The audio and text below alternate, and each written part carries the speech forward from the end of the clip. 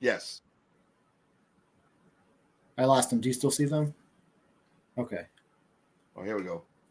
So check this out. Mike collects the evidence. Oh, yeah, this was. This was an exciting find. I'm pretty sure this all points to Sasquatch here, honestly. But these are February 2016. Found these on the Trunkline Trail. It's an old rail bed that's been converted to a hiking trail. And they're about 54 to 56 inches between, or the prints from heel to heel or toe to toe. So the step length was about 4.5 feet. And there are many of these tracks. There are a couple dozen of them. And actually, I didn't do them any justice in regards to the research that they deserved, but I took the photos as I could. But they almost clearly show some sort of toe action, and not to mention the very large step length and the inline kind of orientation of them, which is common among Sasquatch footprints.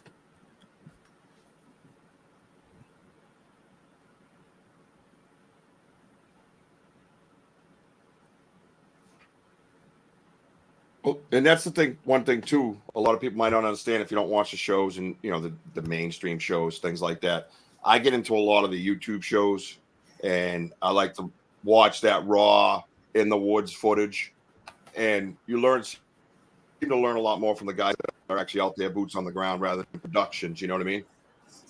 And a lot of people don't understand is a lot of trackways that have been found in the past, they kind of go one behind the other. Kind of like that sobriety test you guys all took at one time. And, exactly. Right.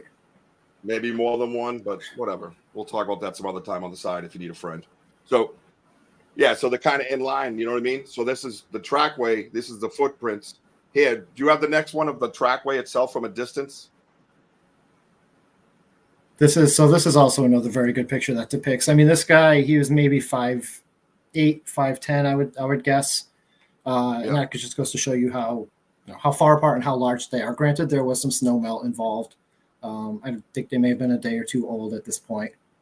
But that obviously doesn't affect the distance between the prints,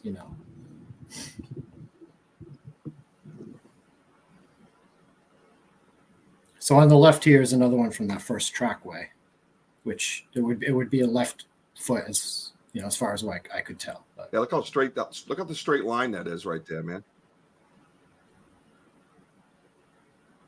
What are you seeing? Are you seeing the line, or are you seeing the one with two prints side by side? I'm seeing the two prints that you're seeing. I'm just saying it's a straight line. It's like crazy how straight it is, even after how many times I've seen it. Yeah, and like you can see up at the front area, there appears to be toes. Several of them showed toes, clearly left right bipedal movement.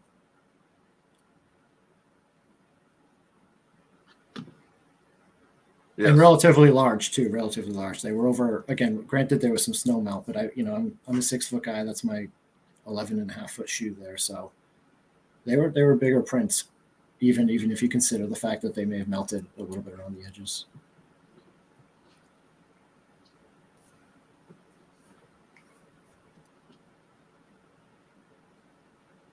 The one on the right is from a more recent trackway that was in the Bridgewater Triangle. Just discovered around the perimeter of a homeowner's property, and they're relatively short at about 10.5 inches, but demonstrated quite a bit of weight to make the brakes or the compression that it was taken to create those prints. And that was a trackway. There were several prints involved, all of which were very, very wide for their length and exhibited some weird features that are kind of atypical of typical or of normal human feet.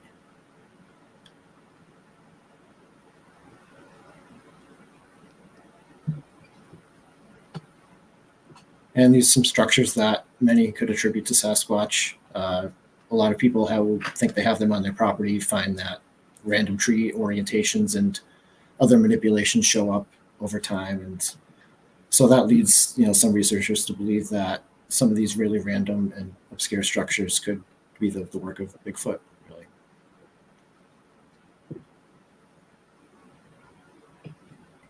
This is one of my favorites, and whether it was Sasquatch or just some kids playing around, it was very creative. There's just a bunch of trees balanced within the notch of these other trees, in an area from which I've taken more reports and seen lots of other sign, including potential juvenile prints. Where you at, Rich? Oh, I see what you're saying. Oh.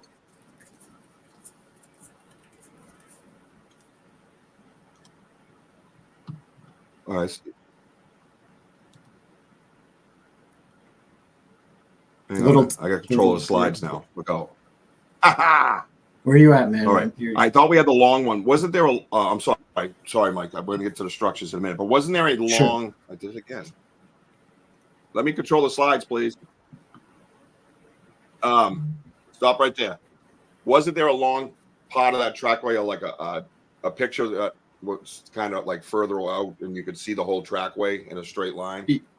Yeah. Yep. And those are the ones that really, there's got to be 30 tracks in some of those pictures, which, it's not just these one or two or three here. It's many, a couple dozen of them. I think we bring it up again in the future. Yeah, I think I missed that one. That picture there when you sent in your stuff here. So people, that's a track. I've got them on my YouTube. Yeah, that has questions. It's questionable stuff. The next thing is, we'll jump from that.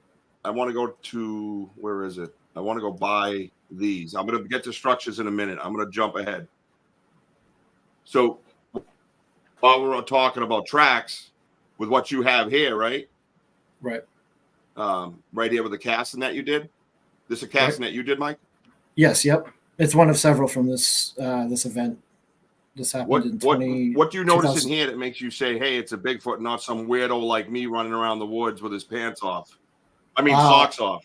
Well, I mean, although that is the likely situation, right? Like if you're in the woods of these backwoods towns, you find tracks around the perimeter of your yard, you're going to suspect that there's a weird guy out there running around barefoot. But right away, the width catches you off guard. They're all extremely wide for their length, and in fact, measurements show that they're like, I think they're even within the top, or the extreme 2 or 3% of largest or widest feet for length, and that width is continued through each print. It's not just an effect of this one track here, but they measure about 10.5 inches long at the most, and no less than 4.5 inches, or 4.25 inches wide, but a little closer to 4.5. And there's a few features in here that suggest that they aren't shoes, which has been suggested. And many people, some of the experts have seen these tracks and suggest that they're human feet, which I'm welcome to. I'm open to that, of course. So it's Sasquatch or someone with really big feet creeping around the backyards there. But the homeowners weren't really comfortable with either idea. I think they're more comfortable with the idea of it being a Sasquatch. And it's not the only activity from this general area, of course. This is the Bridgewater Triangle, but even within the same, this neighborhood, there's been other footprint finds and things like that, among other strange activities. So, it's just a really weird situation to have happen. That's awesome. Hey, Rich. Yes. Coming in, I know we've got Matt backstage. I don't know if he wants to try again. Are you ready for me to put you up and test your audio, Matt?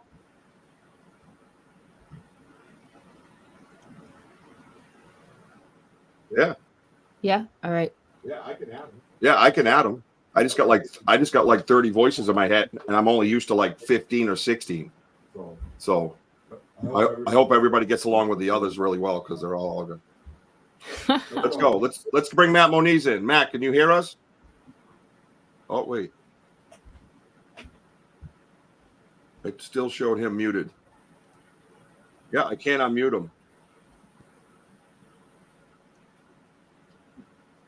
Yeah, it's still showing him muted. Do you see it? Yeah, I'm going to give him a call. Okay. Matt, she's going to give you a call real quick, all right? Thank you, Matt. All right. Matt's out back. He's going to enjoy some grapes and some maybe a cocktail in the green room. And we're going to continue on with Mike Trainor. I do have 2 other guests. I had Matt Moniz, who's appeared on the History Channel and a few other documentaries. Mike, you were on a documentary, weren't you, buddy? I met up with Alex Petikoff for one of the Small Town Monsters production. I don't know if it was Beyond the Trailer, one of those Bridgewater Triangle documentary one. And I showed him one of his tracks and good way to do. Sorry, I got extra sounds in my head. Good way to get into this is get into stuff like that. Get on YouTube, check out his work, and Small Town Monsters. They call Alec Petikoff. How do you say his last name, Mike? It's Alex Petikoff, and he's done a lot of work with them. But some of the best stuff around in terms of like cinematic production, regarding the Sasquatch and other fringe topics. He hit me up. He must have heard from, Dave maybe told him or something that I was down here. And so we spent, a few hours together in the local woods, and nothing happened, but it was a good time. It's just, I'm willing to do things like that just to kind of get out there the idea that not only do these things exist, but they're really, in many cases, they can be like suburban Sasquatch. They could be in our backyards, and like we'd have no idea.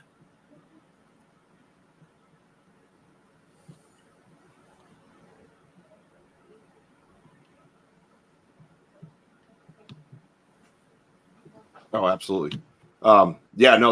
He's like one of my favorites that I watch. Like I said, I mean, he gets out in the woods. He does have a scientific approach, so I like that stuff about him. So if you guys want to get into like researching this and kind of get a better understanding the passion of this, pop up YouTube, look up Sasquatch or Bigfoot documentaries. I don't watch the movies with the ring and all that crap. I like people that are out in the woods trying new things, where not everything's Bigfoot everywhere you turn. You know what I mean? They're actually going, hey, what's this? Oh, yeah, that probably happened because of that. You know what I mean? So, right. And don't be afraid to think out the box. It's okay to do that. Just try not to jump at every little noise you hear. You know what I mean? For me, my first love was paranormal investigations, which we'll be having a show on regularly coming up soon. I'll announce that probably next time around. But I was a ghost hunter, and I believe in ghosts 100% because I had one walk up to me, and it was way before my partying days, so I knew it was something. It was a ghost. So my point is, when I go into looking at Bigfoot or looking for Bigfoot, researching Bigfoot, I kind of take that approach, where that's kind of helped me as an investigator for Bigfoot Sasquatch, with all the experience I have with doing even like EVP recordings and video and gathering evidence, which is key. So that's why I always tell everybody I'm a 95%er, because I haven't seen him. I've heard him. He's growled at me. He's knocked on trees in my yard. He's thrown things at me, stuff like that. I could hear him walking around constantly like he's in his office, but I've never seen him. So I can't honestly and in a fair way say, hey, it's 100%. I've seen him, blah, blah, blah. Hopefully someday I get that blessing. You know what I mean? But I know he's out there too in the same sense. So it's kind of tricky like that. You know what I mean? Do you find yourself at a certain percentage, kind of like what I just said? Yeah, it's so difficult because, at this point, I think I'm in like 12 years, just it's an obsession for 12 years. It's like a third of my life that you can't, literally every day you're thinking about this at some point. It's wild. And never having, I may have had a sighting, I think, but I've never seen what's could be nothing else but a Sasquatch. And so waiting for that moment, you always have that question, like, am I wasting my entire time? And are these random occurrences really just, coincidental finds that I'm attributing to a Sasquatch, when in reality, the same things found all over the country. And, then you add to that the tens of thousands of sightings and, the evidence that's been going on, for decades at this point. And, I think my percentage is 100, honestly. you know, it's funny because I get to that point where you start stacking up the evidence, like I said, you know, the circumstantial evidence over and over and over and over again. And I know I verbally have heard what I heard, you know what I mean? And hopefully when we get our guests in, we work out these bugs a little bit.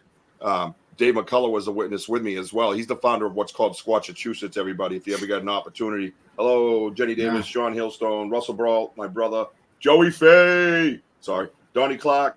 Let's see. Yeah, David, you want me to say that, don't you? Pooper Mab. How's that? You feel better now? You can go chuckle under your pillow. Rob's there. I don't know if he's still here. Who knows? Somebody's creeped out.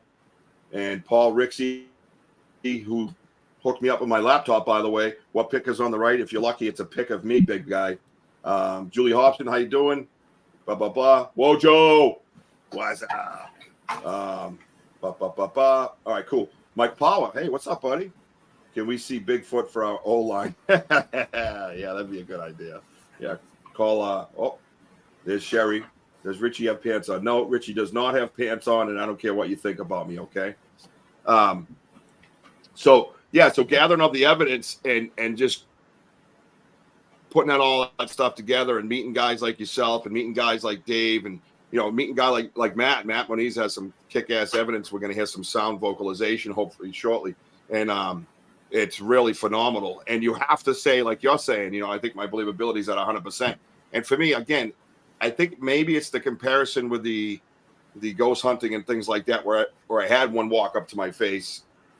Some reason I need that. You know what I mean? And I don't know. That's the only thing I can reach for, you know? Because there's so many times I've been out in the woods where I've tried to make up a rational thought where I'm like, man, this doesn't make any sense. And then I'm like, yeah, it does. Okay, then what? And then I can't figure out what the sense it makes. You know what I'm saying? So that's what gets kind of funky with me, you know? But I sit there and I go, man, I know what I heard. I know I got growled at. I know I've heard trees snap 8 inches around one pull out my backyard, fresh as can be, oak, made a big noise like that, went right through my body. I know I heard it, you know what I mean? And still my rational mind wants to go, oh, yeah, it's some kids out there. There ain't no kids out there snapping trees. There ain't even kids out there anyways, you know what I mean? So, and the places that we've been some pretty, you know, places that are out there. And when you see something out there and it's a structure and you go, yeah, nobody did that. You know what I mean? So, yeah, that's big. I've always kind of wanted to ask you that question, but I know when we're researching, when we're out there, we have our conversations, but the believability percentage is one that I kind of want to gather in my head from people that I respect, like yourself and Dave and Matt, and just be like, hey, where are you at with this? You know what I mean? So, and how do you process it? You know, because that's where I'm at. I'm trying to process a lot of it. You know what I mean? I think I fixed the sound in my head. Yeah. So and obviously, you know, you look at historical evidence, and obviously the Patty film is the gold standard. And a lot of people can look at that and say that is not a person in a costume, right? Like I feel like myself included, you look at that and then you see some of the good analysis that really isn't readily available or it's readily available, but not readily exposed to the public.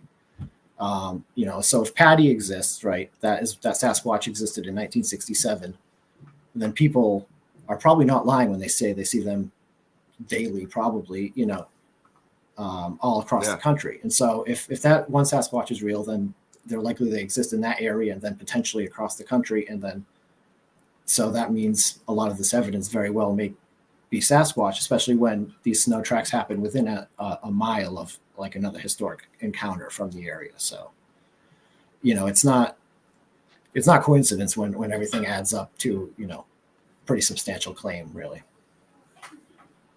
Yeah, no, absolutely. You know, you're right. And that's a good way of looking at it. And all right, when I first started the show, I said to everybody, that little hand emoji, you know, the creepy little hi that you give like women in the dark at night and they never talk to you again or they unfriend you on Facebook after. So that little emoji there, if you type in hi, it has a little hand emoji, right? Rich, you know what I'm talking about, right?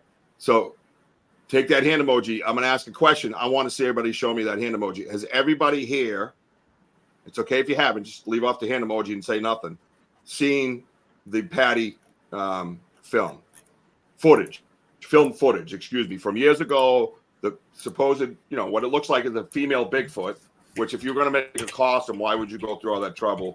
and making it, extra parts, so to speak, right? So it's why would you? yeah, and why would? What's that? sorry, I didn't mean to interrupt, but like No, you were you saying can about interrupt the me cost anytime, too, bro. Yeah, it's Planet of the Apes came out the same year, right? The original, and it doesn't compare, right? And no one has made a convincible hoax to this day in the last 50 years or whatever it's been. And at the time, they didn't think we could analyze it like we can now. And it's a Sasquatch, right? Plain as day, and just the circumstances added up that they captured it. You know what I mean? So there are some good stabilizations on YouTube that when you watch and you really, get over the kind of innate resistance to accept something like this, it's really unbelievable. Yeah, it's not. So, let's have Walter handpick. So, has everybody seen that? Have everybody seen that piece of footage? And there's if one you look on at YouTube. that piece of footage, it's been. Yeah, you can look it up. It's very easy. I mean, you can pull it up anywhere. There's one good stabilization. I just want to say it's Mr. Lucy, Luci on YouTube, and that's a good one because it really shows Mr. Luci, Mr. Gotcha. You hear that? And, Mr. check that out LUCI because on YouTube, right? It's highly stabilized and clear, and it looks really, really well. And like they don't show those those copies on the History Channel. They show the blurry, shaky ones, right? The originals or copies of the originals over and over and over again. Right, and they get beat up. Yeah. Thank you very much. Someone just spelt that for us from the Get Haunted Network. By the way, Get Haunted Network, all of you kick ass.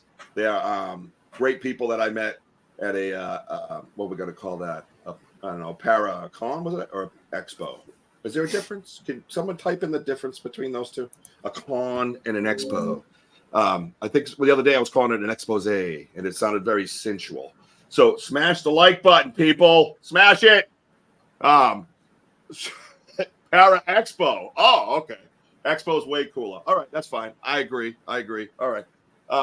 So yeah, they're awesome people that have kind of taken me in and kind of shown me the way a little bit here. You know what I mean? And put me on their platform with a bunch of awesome other people that I cannot wait to meet. Thank you, Danny. It was absolutely amazing meeting all you guys, and I'm super excited about it. So if you have seen the Patty Gimlin, Bob Gimlin, the Patty film, raise your hand. And then when you're looking at that, if you haven't, look it up.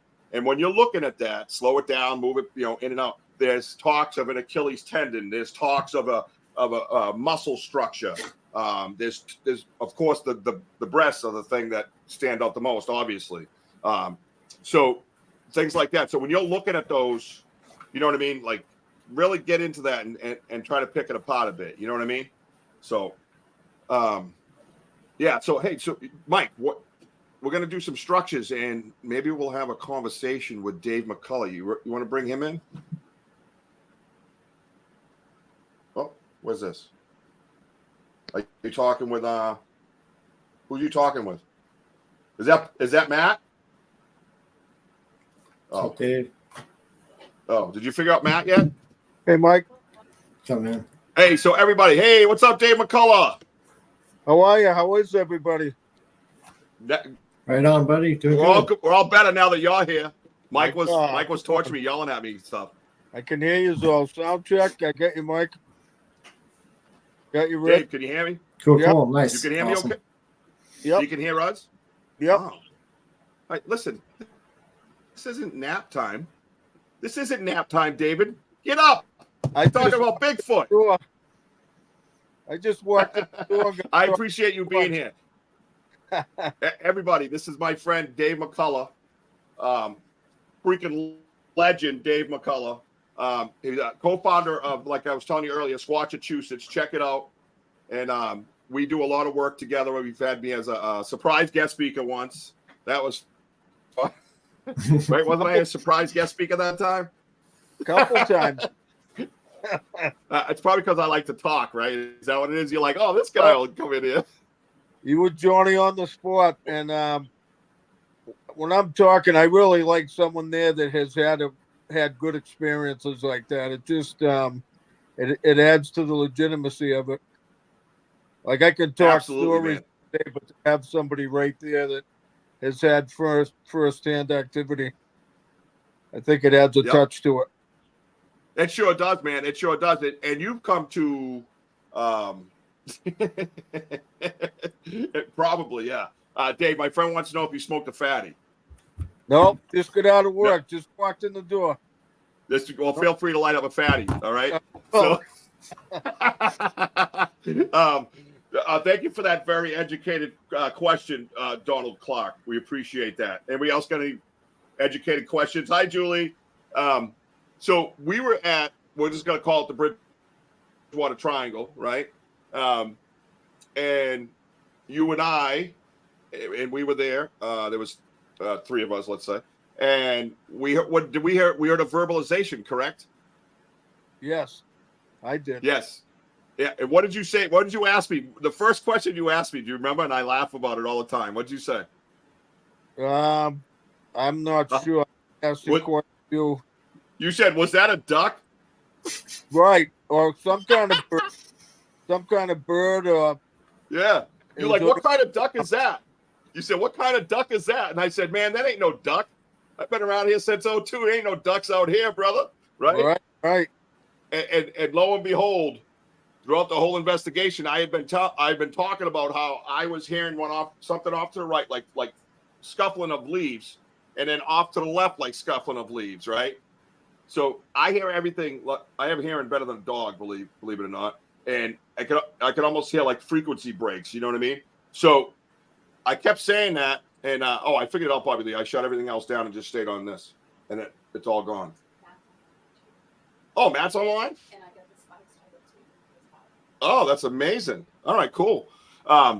So and lo and behold, as we were leaving, we put away all our equipment. We're getting ready to leave, and we hear this noise, and Dave goes, "What kind of duck is that?" And I said, "Man, that ain't no duck." And it got kind of a little bit closer, and it was funny because it sounded like a mixture of Chewbacca and stuff. It was kind of like, remember that, right? And that one made a noise, and I froze. And then off to the left, there was a bigger guttural one where he's like, "Oh, remember that? That was crazy." Yep. And I'm sitting there going, and I said to you, "Is that like the Sierra Sounds?" And the one to the right responded again. And when it was done responding, it had one tree knock, which we'll get into in a little bit because I have a few questions about tree knocks. It was one tree knock. When it finished, it was like a period at the end of a sentence. Boom. And we all went like that, and it kind of confirmed it, right? And then the one off to the left answered it, and then did its own tree knock. And you looked at me and said, "I think it's time for us to go." And I said, "Yeah." I said, "You know what? Because we were already headed out anyway. It was getting dark for one." And then I did my loony Bigfoot lover thing where I'm like, "All right, guys, thank you for that. We appreciate it. We'll see you later." And I think it was the first time I ever met you. And then I got out of the woods and I turned around to the tree line again. I'm like, "All right, man, appreciate it. We'll see you soon." Yep. That experience was very, very cool. And it was a personal experience, and you could talk about it till you're blue in the face, which I'm probably blue in the face now. By the way, I noticed that the camera makes you puts on 85 pounds. Oh, right. Plus, yeah, you see that? Too. About 85, right? I'm in the recliner, so it probably looks like I'm kicking back. Yeah, it just looks like you smoked a fatty, like my friend said. So don't worry about it, bro. I think we're just talking about himself. Yeah. Yeah, exactly, right. So what we're gonna do is I'm thinking about having Matt come on, right? And we'll start pulling up some evidence, and then we'll kind of go back and forth. You remember the Rochester? Is it Rochester? Where was that? Marion? Somewhere down that way. It was Rochester. Oh, Matt's here. Hey, there he is. Yeah. We can hear you, bro. And I can hear you. I had to restart the entire computer. I guess an update was preventing the audio from coming in. My fault. So Matt has been on a number of shows, History Channel, documentaries, right, Matt? Oh yeah, History Channel, has a lot of experience, sci-fi, all of. Yeah, he's done all those crazy things, and it was so good. I got to finally meet Matt, and we were called out to some what was it called? It was a sound effect that the guy had, like a security camera, and it was a sound effect, and it was crazy. And let me see, what's this one? Oh, that's what's her name? Sure, okay. Betty Hill's dress. Yeah, I'm looking at some of your stuff right here. Everybody see it okay? Yep. Nobody wants to raise their hands tonight? Raise your hands when I say raise your hands. What's going on around here? Oh, not you. Guests never have to raise hands. They just yell shit out. Matt, thank you so much for coming. Seriously. this is Not a problem. my debut podcast, and I would want to have it no other way than to hang with guys that I've been out in the woods with that have the same passion that I do, that are open-minded yet scientific in the same way. And it doesn't always have to be like-minded. I like the skeptic. I love somebody sometimes to pull you down or just say, hey, you know, this couldn't be the, and then you can explain. So it doesn't necessarily have to be like-minded, but man, it feels so smooth, don't it? Well, yes. And you're using the appropriate word, skeptic. Now, what's different between skeptics and a lot of other people that look into this, they call themselves skeptics. So they're not really skeptics, they're cynics, which there is a difference. And people don't understand. People, I'm a skeptic. No, you're a cynic. A skeptic can adapt their train of thought when presented with things that show that their current thinking is wrong. A cynic has already made up their mind, and no matter what you put in front of them, it's not going to change. So, and that's, you know what, that's a great way to put that. And I've never quite thought of it well, like one that. is scientific, one's just being an asshole. No, Right on. thank you for clarifying that, Matt. Not a problem. I It's am a easy to point, scientist, though. No, it's the truth, really. It's like, Yeah. you could be, like I said to everybody on some of my promos, it's like, come on the show. It's okay if you don't believe. I'm not here to convince you of anything. That ain't what I'm here for. You know, I'm here to drive my passion forward. And wherever that leads, great. You know what I mean? I know my experiences. They're not yours. It's okay, man. But don't come at me like, oh, you're an idiot. I don't want to hear that crap. I'm done talking to you, and now we're moving on to probably a more intelligent human at that point, right? So what I want to get to, I wanted to, Bobby, I wanted to go. Only thing I can't do is profiles, but I got the slides. But once it's in the profile, can you pull up Mike's profile? Because I want to go over some structures with these guys before we get to Matt Moniz's the sound effect, the sound one. You know what I mean? Oh, welcome, Matt. Let's see, Russ, my brother Russ. There's my brother Russ, man, down in North Carolina, man. Love you, bro. I don't get to see him nearly enough, man. He's a good dude. Good dude. Walter Burke's out there. What's up, Walter? He's saying hello to Matt. All right, cool. So I want to talk a little bit about structures, right? Timothy Tellis says, I like this Matt guy. So you're making sense to Timothy. You know what I mean? and the personalities jive, trust me. So maybe I'll explain something. We'll bring him out Bigfoot and see how fast he can run. So what I wanted to get into is some structures, right? And Bobby Lee, do you have my structures as well? Is she there? I do not. No. You don't? They didn't come through? Oh, wait. Yes, I do. I take it back. That's right, Jim. We'll get down crazy with the structures. Back to you, Bob. Sorry, I do random things, and I just want everybody to know I didn't take my medication on purpose.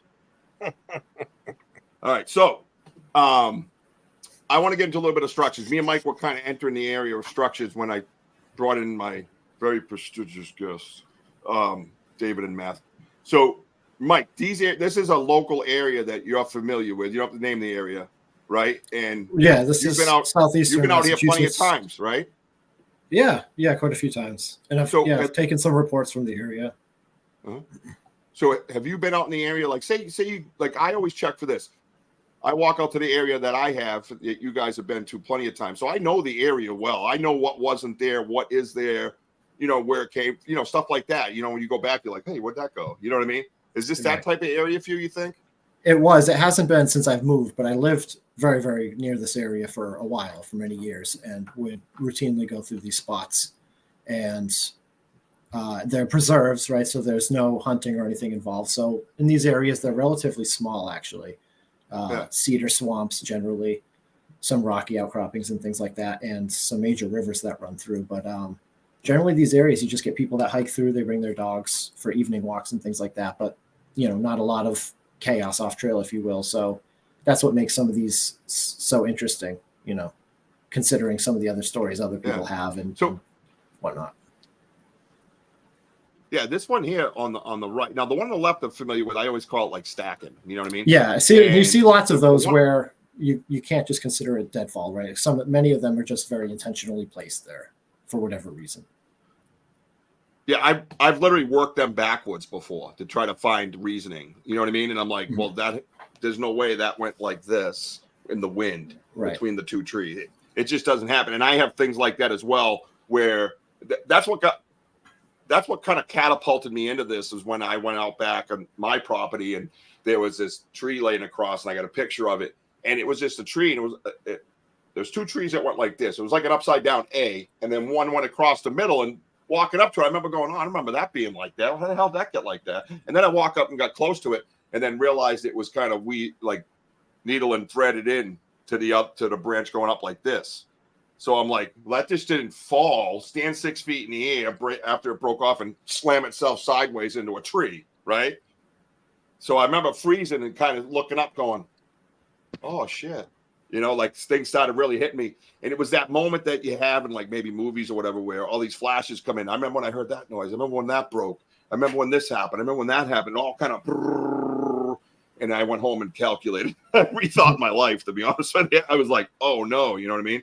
That one on the right, that's your pic. You took these pictures, right? Yeah, and to be clear, we don't know if these are Sasquatch structures. They're cool anyway. Some of them are really cool anyway. Like the one on the right is just, it's a work of art for whatever reason. Like it serves no purpose at all, you would suspect, and but they're suspended, and they're relying on each other to hang there. Oh yeah, man. No, that's cool, and that's that's the funny thing, and I tell everybody that nobody's ever walked up on him, and he's just whatever putting sticks together. You know what I mean? So we don't know. It's a theory, and a hypothesis at this point, probably, which is an educated guess, right? Sometimes, but there's some things that I have, like even the dream catcher and things like that. That is just impossible. Somebody with hands had to do it that can reach 12 feet high and probably pick up a small compact car. You know what I mean? And know, this is the other thing real quick. And I'm jumping around a little bit, but I get so excited with this stuff because it's almost like they know like how to make everything so like geometric, I guess. Like when you look at the dream catcher, it's on the and I have a picture of it's on the cover of the Christopher Noel book. And it has the half, full bend, one up the middle, and then like, sideways like that. You've seen the pictures. I think I've showed all you guys that. So, that's the tree bark. Yeah. Right. And the geometric thing very well may just be a nature, like a character of their nature. Because Christopher Noel also has the savant theory where, they have some characteristics that could parallel autism and things like that, which, could have to do with the stacking of things, right? And also some of these abilities that are just beyond comprehension that some human Homo sapiens savants are and I've heard that theory before. No, so yeah, and that's one of the big things. I got a question, right? And Matt, what's your theory on this? Also, everybody should chime in with something about autistic and savant type of the characteristics. savantism I can definitely say yes. My daughter's autistic, so I have firsthand experience in how this happens, and also I'm somewhat on the spectrum myself. But yeah, what these are doing is very much similar to what certain autistic kids will do, and as well as adults. They'll take things and they'll put things in their order, what they see as needing to be in this sequence as pattern. And obviously, these objects are examples of mechanical manipulation. In other words, these things are put there mechanically by something. Nature generally doesn't do stuff like that in random order. This has particular order, and what I'm seeing is something that took cognitive ability as well as physical ability and put the two things together to make this. Now, is that a Sasquatch or is that a person? We don't really know, like Mike said. Right. But it's not just, these random branches fell and they landed here. Yeah, right. No, exactly. And that's like with Twist, right? And I want to get David's opinion on this as well. Let's see if I can find my Twist that she just had up. So like this here, like that thing is, if you're standing in front of this thing, it's completely twisted all the way around. Now I've gone with the antlers, the bucks, and all that, mating season with the deer, and doing all this stuff, trying to imagine it. You know what I mean? And I just only come back to one thing, and it's these guys right here. You got to have those, man. In order to, I think, to twist something so badly 1.5 times around, you have to have it thumbs. That's my theory on it. Dave, what's your theory back on that other one with the savantism? I think the twist for sure can only be one thing, a squatch. Anything else, they can gouge it, scrape it, break it, but they can't twist it up like that in a circle. And there's definitely hands involved there. And that's my opinion. Requires torque. Torque Yeah, requires. talk. Yeah. Yeah, Yeah. yeah, I agree. Yeah, exactly. And Dave, it's funny because that's one thing I've heard this theory before, and we never really, you're out in the field, you don't really sit there and say, "Oh, do you think Bigfoot has autism or is autistic?" You know what I mean? Well, how do you feel about that? Because, I mean, to me, I'm not sure how I feel about that. To see the things I've seen on my properties, like I have a 30, 40-foot X out in the woods, and it's perfect. And if anybody saw, I was out with WBZ. They had that short clip with Matt Shearer from WBZ and iHeartRadio, and we walked up on that. Like we were there, we walked up on that, man. It was like, I was like, oh, I'm gonna hope something happens. You know what I mean? Because the guy's here, and then you walk up and you're like, what the frig? Like, and it was standing on two little sticks, But the point I'm trying to make is the middle where the X met was perfect, man. More perfect than I can do it as a human. Look at, I'm off. You know what I mean? Like it was right, Dave. It was perfect. Right. And I have pictures of that I posted on my TikTok, on my Instagram, and to sit there and look at that, you do need a lot of strength, Sean. Exactly. And to sit there and look at that, and these trees even bring up the point of strength. These trees are huge, man. And I remember looking at Matt Shearer and I said, listen, bro, all right, let's go with the weather. I'm going to play the game, right? This one breaks, falls over here, lands perfectly on this little other tree at the tip of it, right? Remember that, Dave? Oh, there she is. Oh, look at that beauty. Love it. Yeah. Yeah, so there's the cover of the Christopher Noel book. Go back to the cover. Yep, the Christopher Noel book. You see it on my left. I don't know where it is. And that is what's on my property on the right. Yeah. That's what I found. That's what we found out there. I was out with another investigator when we found it. And the book was published in 2016, and that structure was found in 2021. So it's for me, I always say that, but it's not like I made it. You know what I'm saying? I think a lot of them mean different things, and they're found all over the country. If you've seen like tree structures from Colorado or Washington or Texas or anywhere, they mean something. It's some type of, I don't know if it's a communication to them or to us, warning us. Water, food source, who knows? Yep. But it seems to be everywhere. You'll see these, like your picture, Chris Noel's. That's up in northern Vermont. I'm sure they got them in Canada, British Columbia. You see this stuff all over the place. Yeah, that's another good point that you bring up. I have not investigated all over the place, and you guys, I know, David, you've been coast to coast with this. Matt, I assume you probably have been. Have you been out of Massachusetts area? Oh yeah. Yeah. So that was see that's something right there that you kind of get my head popping a little bit, where I'm like, you know what, that kind of solidifies things for me, because if I'm out in the backwoods of New England, and then I go out to California, or even better, because the terrain's somewhat similar. Let's move it like the way you said, Colorado, and there's the same thing there, right? Or it's very similar, right? Yeah. So how the hell would that be possible? You know what I mean? Like that to me ups the ante. You know what I mean? Like a certain type or a certain clan. Like what is the exact logo for? Well, that's the funny thing is I hear a lot of people, I think and Matt brought up the point earlier. I guess you probably have a little bit of asshole gene in you, but I've heard him say, that ain't the one I saw. That doesn't look like the one I saw. And I'm like, what do you think? They're coming out of a friggin' machine, bro? They like you and I, they have different different setups, bro. That mom has a big nose, dad has a small nose. One's tall, one's short, one's fat, one's skinny. Yeah. What do you think this is? What's that, Matt? Most people sign their name, 3 to 4 times a day. Is every signature you make absolutely identical? No. And Never. You're dealing with the same thing with, pieces of wood in the woods. So how can you expect the same exact kind of, it's got to be this cookie cutter? No, it doesn't. It can resemble, go look at your license and then look at the signature that you just write. It's going to be different. It's going to have the same Yeah. shape, but it's going to be different. Absolutely. And Mike, have you investigated out of New England? Yeah, for sure. Yeah. Yeah, I you're- mean, so- generally, primarily New England. Of course, yeah, Northern but New I England get stuff. that, But 'cause yeah, they're yeah, sure. Have you noticed something like what Dave brought up as far as like being? Have you seen structures anywhere else? That, you know what I mean? Yeah, That definitely. you can And remember.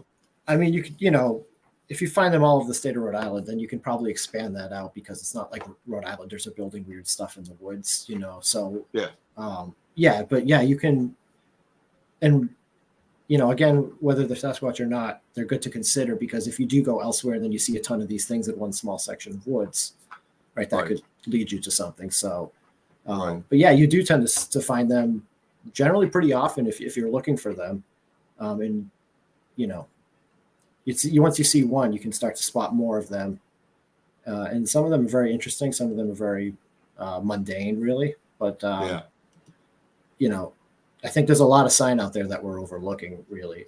But unfortunately, most of that sign is you just can't lend any credit to because there's not enough there. Yeah. And I get that too. And the other question I have, I think I've shown you guys. You guys have all heard that knocking video of mine that I have where it's something's beating on a tree. Yes. Yeah. Okay, and very close to me. It's not that far away. You know what I mean? So a little backstory on that, just to kind of put it in perspective. The property I own over there, I had a camper out there, and it's funny. I had a little man cave in there where I'd go play video games with all my buddies all over the country. We play COD, and I remember there's something happened. I don't know. I went in my camper and I kind of shut the door hard, and I sat down, and that's the part with the Matt Sheriff video, as I was explaining with the X and stuff, that I talk about where I was scratching a ticket, and he made it sound like I was scratching a ticket out in the woods looking for Bigfoot. Not something I'd put past me, but this is not what happened. So I was sitting in the camper and I'm scratching, right? And I hear this it was real soft. And I remember going, oh, what's going on tonight? Because I always have constant stuff there. And it was way off in the distance, you know? So I kind of turned back around and went to scratch the letter L, you know? Oh, hang on. Hold that right there, Bobby Lee. We're going to go right into that next. And then I hear one. Boom. Now, I don't know if there was one way down back and one way up close and they sent their message to each other or whatever to do it. But it was like, it was way down back and then boom, it was right up on me. Bang, it hit a tree. What the hell? And I grabbed my phone and I opened the door. That's where you see in the video. You can hear me opening the door of a camper. That's when I held it there. And then, Bobby, I was going to go to my stuff to show the what I'm talking about right now, the tree that I found after. Because a lot of people here have heard that because I've been posting it. And I wanted to see the damage that I found. So after I heard the beating, so the next day I go out there and I'm looking. Of course, you're going to go investigate. I wasn't going out there then. No, don't even ask. So let's see. We want to see Matt's video. Let's see. Yo, what's up, Sabine Menduka is in the house. I had to say hi to a friend of mine. Good to see you. Thanks for coming. And this tree here, if you can look on this, you can see the ridges. See the width of whatever hit the tree, you can see it, and it's a ridge line, and that is like an inch into the bark, or more even. I'm trying to be fair, you know what I mean? So, and then you walk to the front of it, and here's the tree. This is the tree right here. You can see the ridge line marks up above. See the hole in the middle of the tree? Look right above that. You'll see the ridge line marks of whatever it was hitting it with. It was hitting it pretty damn hard. You know what I mean? It beat the hell out of that tree. I went out there the next day. So I went and took a picture of it, see where I'm standing here. And I have other pictures, but I went out there, took a picture of it. And then like 2 weeks later, went to show somebody. And there was a pile of sticks and huge chunky trees in front of where I was standing to take this very picture that you're looking at right now. I could not take the same picture. They wouldn't let me. It wasn't happening. You know what I mean? So anybody that heard that video that I posted on the, I think it was TikTok and everywhere basically, right? This is the tree. I went out and found the tree, obviously, that was beat. And it's literally like 75 yards from where I was. It was very, very close. So let's go. Now that we're talking about sounds a little bit, right? I mentioned the Sierra sounds earlier, right? Let's check out this wicked cool piece of footage that Matt Moniz has. I guess we'll call them clients. Do we call them clients? What do we call them? Witnesses? Yeah. Because that's what they are witnesses. Yeah. Yeah, I know, right. But then they call you for a service, so they're kind of clients, right? Well, So, well, clients. what service for am I witnesses? really providing other than going there saying, "Yep, there's something that was there"? You brought me to their house, and that's a damn service, Matt. You can ask anybody Okay. here. And Stuff I do is so, open source. Anybody's welcome to join. all right, you ready? Here we go. Check this out. Everybody ready for this one? This one's cool.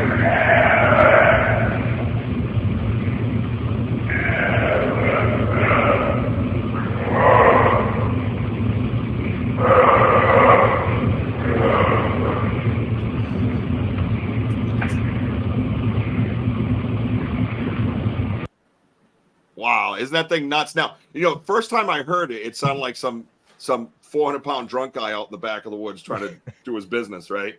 And then I started, when I slow it down, I played it a few times, you know what I mean, like listening to it here. Like you can hear it now, that what I was talking about earlier, where you had the, you know what I mean? It's just that it's much bigger and more pissed off, right, Seaman? Yes. And the other thing you'll notice is you can hear the wood being beaten and stomped on in the background towards the end. Towards the end. If you Hang on, play it back again, you'll hear. Here You'll it hear comes. the background. Here it comes. I'm trying to cut you off, but I want to hear that, man. You got me going. I'm trying to look closer so I can hear better. It's called old age.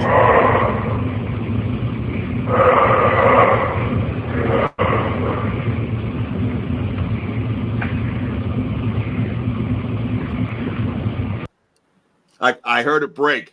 One good sized snap. Yep. Yeah. And that's it. It's walking away from whatever it's doing. It's walking, Now, I took you to that exact location. I showed you the house that this guy was woken up at 3:00 in the morning in the summer with his air conditioner in his window going full blast. And this thing was 100 yards across the road making this noise, waking him up. Now, you know the location. It's Rochester, Massachusetts. Mm-hmm. Yes, we have little boo-boo bears. This is not, whatever's making the sound is well beyond the size of a bear, especially at that distance and breaking branches to make that kind of sound across. And Dave and I also found a print. I actually had his phone right next to the print. Unfortunately, the picture doesn't do it justice, but Dave can verify whether it was or wasn't a print. In my opinion, remember it was nothing, I'm sorry, it wasn't castable, but it was definitely something through there. And, unless that's really bushwhacking. So if you rule out someone walking out there barefoot behind this thick, thorny, that's my conclusion to it. Yeah. Probably. Mike, how do you feel? I want to get Mike's opinion on this because he does cast a lot of castings now. When you're in that compost, and I know you can't necessarily cast it, but is there a way for me, like for instance, I put my hand in it and try to feel that the tightness of it, the pressure, maybe that mid-dorsal break area. You know what I'm saying? Is there a way that you do it to where you can find things? I know we've done a few different tricks, but yeah, I mean, you get to a point where for me that I'm really looking for some certain characteristics that you're just not going to find in some of the leaf litter or the compost that you're finding, right? So, if it looks like a Sasquatch print and there are toes and there are enough characteristics there to let me, that suggest that, and the substrate is castable, then I would cast it. But otherwise, you can scan it, right? You've got the scanning app and take as many photos from as many angles as possible. That's really all you can do. Now, if there are several and they seem to be in a trackway of some sort, then that's a different story. But an impression here or there where there's not enough detail to even consider it, a Sasquatch track potentially, then there's not much you could do really. But speaking of prints, my very first print, remember you helped me learn how to cast. Remember we were talking about that. The boots. What did it turn out to be? It turned out to be a pair of boots. I think the guy's boots, right? His boots in his duck pond. He was wearing them that day, and we were like, and you're like, I'll do it to show you how to do it. You know what I mean? And, dude, 20 pounds of plaster down. Yeah, 20. To pull up the same. I swear he was wearing them that day. They were black. What's that day? Matt, if I could add to that vocalization, I sent that to my friend Scott Nelson, Mhm. Oh yeah. He's a crypto linguist who's a big proponent of the Sierra sounds, and he said he got back to me within 2 minutes, and he said that's a primate, and he said unless you got something up in Massachusetts that don't belong there just by the sound and uh, the resonance of it, he goes, there's no doubt in my mind what that is, and that says a lot for me because he's pretty well known and Yep. pretty good with his audio. Yep. And I noticed that on that when you pop it, I'm gonna pop it up again real quick. And I think it's the first kind of really big sound it makes. You can hear that guttural. If you, Yeah. it's not just like that. Just listen inside. Listen past Right. that. If, A you know, couple, you can hear it. even And a it's coming from 100 yards away. That's Right. crazy, man. That's great. Here it comes. I'm gonna pull it up again. I want everybody to listen closely, especially at the beginning of that, and try to hear the try to see if you can hear like you know, maybe like a human vocal sense, you know? There is some sort of enunciation. There's Definitely. That's what I'm can't saying. tell what it's saying. Yeah. yeah, he said Ready? that too. Yeah, there is. I'm gonna bring it up right now, guys. I'll do it again.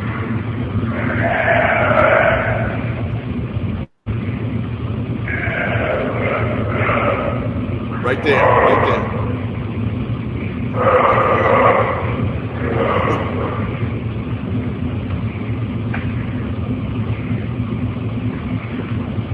Yeah, and it's walking through the woods for sure, man. And that's what I'm talking about.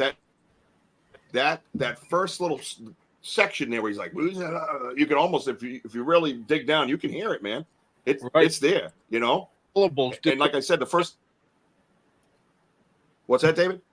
different tones, like different syllables, almost like it's talking. Yeah. That's what he Now was talking. was Scott. That's definitely a primate making different syllables. Yeah, sorry, I was breaking up, so I was skipping a little bit. But you said Scott Nelson was his name, correct? Yeah, Right. Is he the one that worked for the Navy? he did. Yeah, Okay, yeah, that dude's awesome. He had that whole 2-part series, right, about that one. Was it Sierra Sounds? And he broke it down little by little, little by little. I don't remember his name. I just watched that thing like I was a kid watching Snoopy on Christmas. I was just like, yeah. He kind of stumbled into this. Years ago, did. his son was doing a book report yes, on Sasquatch, and he goes, "Dad, what do you think they sound like?" And he Googled it. The Sierra sounds come up, and he was like blown away. And he goes, it kind of like not bothered him, but he goes, he listened to it for days on end, and he goes, that's a freaking language. There's no doubt. There's not sorry about that. My cat wants to be. it's Catfoot. Look out. No, he did. He broke it down into a language and he broke it into sections. And that's why they had the second part of that movie that he was in, because the first part was him discovering it. And the second part was him breaking it down, dissecting it piece by piece. You know what I mean? Yep. So going back to structures, right? I want to try to. All right. So let's go to this one here. Oh, Dave, you remember that one, right? Oh yeah. Yeah. Yeah, that's the big one that's twisted into that tree like a needle and thread, and it's like 12 feet up in the air, and that thing's got and it's all just hanging there. You're like, what is this? And someone says to me, how tall do you think they are? I'm like, well, they're this tall, but their arms make them this tall. Right. Right? Now look at this. Let's go back to this here. So, hey, Matt. Yes. You still there, buddy? I'm sorry. I am. I was just getting ready to try and send something to you. Oh, please do. Look at this now here, right? Now this tree to the left, and then there's the little tree. Those are not even part of this. It's kind of behind that, right? Yeah. But there's this tree right here in the middle, right? That's kind of, to me, like a starting point, right? Now, everything else here is together. It is all, if you look to the side of this, and it was hard to get a picture from like looking down at it this way. You know what I mean? The long way, right? Because if you did, you would notice it was like probably like this wide. So it had that middle post, had that big bend, and then it had those trees that were making the X like that, the asterisks, but there was a gap in between them. Do you know what I'm saying? They're not like tight together. So it was actually wide too. That's the crazy part about this thing. You know what I'm saying? So I don't know. I look at this and looking at Christopher Noel, and you, Dave, you brought up something about like the clan theory. Is Yeah. I mean, This how is does everybody feel about a clan theory? Do you think they run in clans like back in the Neanderthals and all that back in those days? my personal opinion is there's two different kinds from a lot of Native American lore. There's a good one and a bad one. There's one that will doesn't want nothing to do with you. They'll probably rip you apart. But yet there's one that just wants nothing to do with you, but doesn't want to be with you either. But Right. in other words, good and bad. There's a good one and a bad one. Well, brown bear and black bear, right? And Basically, according to them, yeah. But brown bear and black bear. Black bear is more docile, supposedly. I mean, either one will rip you apart, but the brown bears are usually more aggressive, right? Is that right? so? That type of theory, and I've heard that before too, as far as the anger goes. Some of them are really aggressive, but they kind of bluff charge. Yeah, Like, I've had people talk to me about that, like, oh, I was bluff charged. I'm like, what? You bluff? What? Like, and you still out in the woods looking for it? there's both. There's sightings that when they see that they're spotted, they just take off, and other ones they're gonna hold their ground. They'll throw a log at you or throw rocks at you, like, no, you got to get out of here. But there seems to be another one Right. that sees you and just takes off. And I've heard reports from people. Woman in Western Mass, she goes, it was actually startled. I think I scared it, she said. It did like a come out and seeing her like, gasp. Literally just turned around and took off. But there's other ones that won't. We've had a couple where And I've heard of that as well. my sorry. best experience, most convincing to me, was the tree snapped and pushed over, and that to me is like not one that's going to run away. That got us to leave, Yeah, right. Now, Well, couldn't they run together and one's kind of like the protector? Yeah, once you're gone, and the other one will just take off, let you be there, and it will leave. That's just a theory. Mike, what's your theory? What's your theory on the? Do you have a theory of that, like clans or anything like that? I mean, I would think that it would just heavily vary depending on like culture, and I mean, I think that there could potentially be a couple, 2, 3, 4 species of these, and then potentially in there could be different cultures or different, just organizations and things like that. So some may run in clans where there are several families that live harmoniously together, and then others could just be living in what are just really just families, like first families and things like that. And whether they use these signs to mark them, who knows? I tend to think a lot of it could just be, frankly, just boredom and just a need to create and entertain their own mind, because they're sentient beings, right? They need to do something, and they like to watch us and build stuff in the woods. Seems like I mean, what do we do in our downtime? I play video games. I play, you know what I mean? So right. To me, it makes sense for me. I see some of the structures are like that, but some of the structures have meanings, because you and I have walked the power lines, and I always had a theory. Hey, let's go. There's always that opening. If you walk the power lines, there's always an opening. And Walter Burke, you could attest to this if you're still here. There's always that opening along the power lines that you walk into, and you're in this big area where it's the woods. You know what I mean?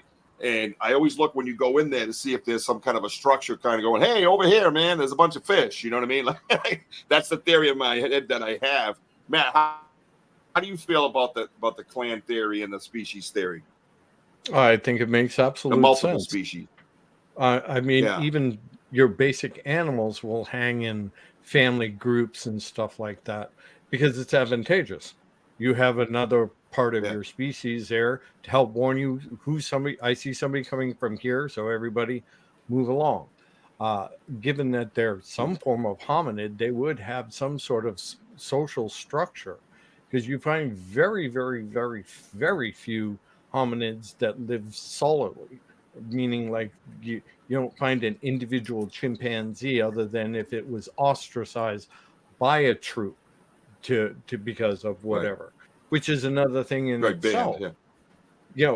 Think about this. If you've got a group or tribe mentality of these things, they got to have some sort of orders, some sort of rules that they live by. to keep them all safe. Right. If you got one individual that's making it tough for the rest of the group, what are they going to do? They're going to shut them out. And that may be the problem children that some of these other people run into. It's like, it's not that this is how they are, it's just how that idiot is. Just like we have idiots in, our culture. Yeah. No, I agree with that. And to kind of further, I think we've lost Dave, first of all. It's probably his cat. But to further that, I look at this like there's Yowies and there's different. Oh, hi, Dave. Was it the cat? Welcome back. There's Yowies and there's the Yeti and different things like that. But like as humans, as we adopt to our geographical area, I believe they do as well. You know what I mean? So you go down to the Caribbean or Italy, for instance. I'm a little tanner than most. You know what I mean? So and there's the Yeti's like a bottomless snowman. It was always talked about before it got more scientific. So because they live in like the snow region, the tundra, not the tundra, the tundra, but like was it Siberia and all that up there. So you got the Yetis, right? And they're made for it, like a polar bear, right? They got probably got thicker hair and things like that. So these are very logical. What's up? Oh, what's up, Mr. Martel's in the house? Hey, girl. Hey. Oh, sorry. So I get that, and which I'm going to roll right into this because I've been doing pretty good with segues, by the way. Is a segue a thing that you ride or something that when you jump into the next subject, or both? Both. Thank you, Michael. I can always count on that dude, man. So migration, right? So there's a question in here. Someone asked me, Sean. Yes, I believe they run in twos. Well, they could run in twos. I don't know that. I know where I am. Twos are definitely. I've dealt with twos. So we had one that was younger that we believe it was them picking a berry tree, got caught in the dark, ran straight in line with the berry tree, so it knew your line of vision, right? Your line of sight, and then shot up the tree line. It was gone, right? And then you have big mama out there crunching things, and you're like, oh, mama was there watching. So anyway, that's a quick little thing. But so the two theory, just because I saw the question. But I thought it was brought up by somebody about migration. All right, whoever said anything about the migration, raise your hand. Raise your hand. I mean, you can see Hick from a mile. Yeah, but Hick can hit a ball way better than any Swatch ever could, Woj. And critter cam on trees. Yeah, we got critter cam in your house, Rixie. You know that, critter. So I believe where I am, and we've had this discussion. I think I've had this discussion basically with most people I talk to about. I always attribute it to like a vacation home. You know what I mean? So I know certain times of the year I have more activity. Do I believe they come in and out all year? Absolutely, 100%. Why wouldn't you? I mean, you've got food sources and things like that, right? So where my area is, it kind of bottlenecks. So it makes sense for them to drive whatever into the bottleneck and enjoy a good meal, right? But I believe they could. I believe that they could go up, from here down to say like Rhode Island, like what like Mike's talking about, and have that's like their migration pattern, and it's fall season. Let's go up here because the deer are running that way. You know what I mean? Or how do you guys feel about that? Anyway, I'm just throwing out different synopsis and ideas. What do you got, Mike? How do you feel about migration and all that? I think in some regions they very well may migrate, but I mean, many areas there's reports year round and evidence is found year round. So I don't know why some would migrate out for others to migrate in. Many suggest that they just will follow the food. They'll utilize an area for a couple, weeks, months, or whatever it is, and won't necessarily decimate it and they'll move on because they're woodsmen and they know not to destroy nature, on their own if they can help it. Right. Yeah. So they may move kind of nomadically maybe, but I don't, at least in this area, I don't see them to have a reason to migrate, especially by the coast where we have less snow and, it can generally sometimes be warmer than inland. Right. So other areas they may have to just because of the snowfall and things like that. Yeah. And I think that's a good theory because, again, going back to small town monsters, they just found that nesting site, what they believe to be a nesting site out on the Pacific coast. And with the areas like you had mentioned, it's an abundant there. I mean, you can eat and drink and be merry probably all year, and that would probably be the reason why you would find a nesting area. I haven't found. did find one big area one time. It was like 50 by, it was huge. And it was, this tree was broken like this. And, you know, when trees fall on their ball of the root and they have that little gap, that gap was filled in with stuff. And there was a huge bed of acorns. Like, I'm sitting there going, there's no way that's for a squirrel. You know what I'm saying? And they weren't they were all fresh. They were all just jammed into the ground. Like, and I was not even into this at this point in time. I remember walking over to it going, what the hell's that? Must be a hobo living out here. You know what I mean? Like, it made no sense. Like, I just thought maybe a homeless person was making a bed. You know, Right. relax. I was almost at 14. Everybody chill. All right. But so that's what my theory was. You know what I mean? So with that said, get a little something from Matt. Matt, you were shaking your head when Mike was talking. What are you thinking as far as like the migration or nomadic or? And I got I got your text message, by the way. I have that one of those on the evidence one. I'm gonna pull up the one. Was that a mirror on the ground? No, that's Dave's phone. Oh, the comparison to the foot. Yeah. Is that what it's, okay? All right, we'll get back to that. I want to hear the nomadic theory of yours, though. But I agree with Mike very much. I think that locally they're nomadic, not migratorial, because we don't really have the space for migration. And he brought up a very, very good point that what we're dealing with are coastal beings, if you want to call them that. So the idea of having to travel north or south doesn't make any sense. Traveling laterally along the coast, following things as you use up resources, you move east, move west, as you know, like you want to move more easterly in the spring as things are starting to shoot up and come up out of the ground in the east, and then towards the fall you work towards the western part of the range as things are now beginning to bear their fruit, and and then come winter they'll huddle in a swampy area where they can get the most warmth and cover from weather. People think, oh, swamp. No, well, swamp is a great place to hide out if you want to get out of the weather, because it's high cover and the water's always moving, and the water is actually more insulating than you think, because it'll radiate what little heat it has left out from the daylight. So it makes more sense than being out in the open, which you'll wind up freezing. That makes sense. Cedar swamps, man. Cedar swamps. Yeah, that's why I've been hearing the cedar swamps a lot, because it holds in the warmth. Holds in the warmth because the cedar is dark, so it absorbs more sunlight, radiates more heat. It also keeps the ground at above freezing level generally because of their radiant heat. They share root systems. I'm going to do it right now. Most people don't realize that cedars will share root systems, and they can transfer nutrients, heat, and everything back and forth. So anything in a good little cedar swamp, because the cedar is also an evergreen that keeps the snow out. So you have a shelter from above, from the arboreal branches. You have the heat that's retained from the dark wood and the dark branches that keeps the water at a radiant temperature that stays above freezing. So that's a good place to hang out. Makes sense. Yeah, no, it does totally make sense. So what I want to do too now, and I think that's both of it, just great theories, because I guess I was definitely using the wrong word. Now the hearing and explain from you guys too, like nomadic makes more sense. You know what I mean? Like I was very nomadic in the first half of most of my life, actually. Yeah. That's a long story for another podcast. So we're going to leave that off. So how was the Grateful Dead? I don't know anything. I don't remember. Hey, listen, if you're doing it right, you don't remember. You remember nothing. So what I want to do, and I want to get used to doing this with all my shows, and I always love to have you guys on anytime. I want everybody to be interactive and have my audience, a lot of my friends and things like that, ask a few questions, and kind of I want to hit you with a couple of them. So, well, good question. Can I bring something back question. up? Can I bring something back up that you? Oh yeah, what do you want me to do? Where is it? I'm talking what you mentioned. The location that had all of the acorns in it, right? Yeah.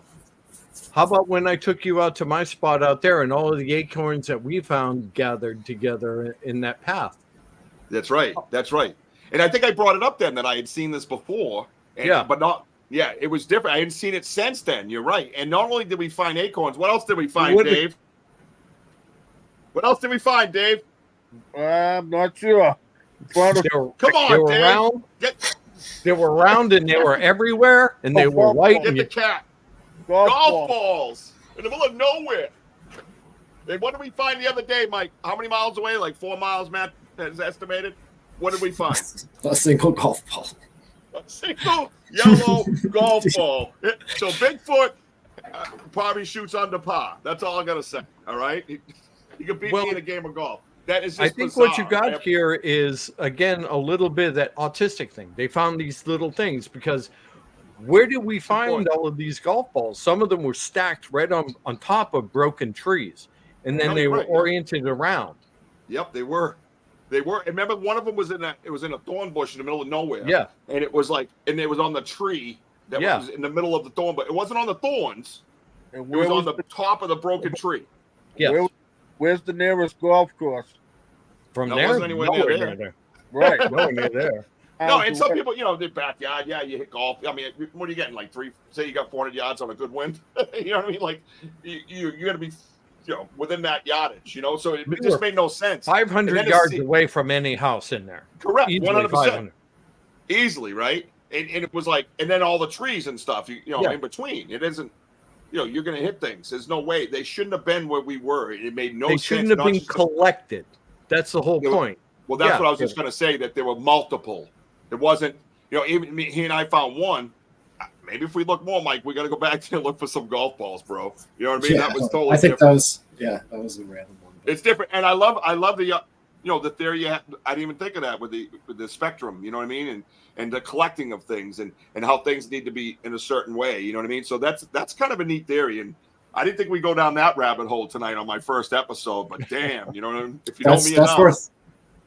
That's worth a whole other episode, I think. It's a fascinating theory, and it's deep, and it makes a lot of sense, because that could also explain how they know their environment inside and out, and how they can, use telepathy or that kind of thing, right? That's Well, another and They know and their it's funny. environment like they know ours. They're eco-engineering it. If they're gathering things and putting things, how is it any different than the way we set up streets and neighborhood? No, that's a good point. Yeah, that's a good point because, like for instance, and here's a good for instance, and I don't want to speak just of camouflaging or anything like that, or the theory of cloaking or any of that garbage. Not that it's garbage, but I'm not there yet. But like when I was growled at in my yard, it was loud enough it was when that tree snapped. I heard like that one pull, and I remember I jumped up, I grabbed my phone, I said, "Come on, not today. I'm busy. I'm actually getting stuff done today." And I'm yelling out to the woods, and the neighbor's probably like, "There's that crazy guy again talking to the woods, honey." You know what I mean? And so I go walking over to the fence, and that's when I had my phone, and I go, "Come on, where you at?" Like I was mad. Like it was almost like when you're doing paranormal investigations, some people provoke. I don't. For me, I don't. But that's their thing. Let them do it. But it was kind of like that theory, like, where you at? Like, all right, I'm taking charge of this is my yard. You're going to respect it. And I've yelled that out there as well, by the way. And it growled at me. It went, I have it on my phone, but it sounds like you and I, like just now, but on the phone, it's like, I'm like, what the hell's that? Matt Shearer cleaned it up a bit on the WBZ episode, and you should check that out. And I couldn't see nothing, man. Nothing. I even went into the video and tried to you try to enlarge and you're moving it and you're looking for it. It was right there, man.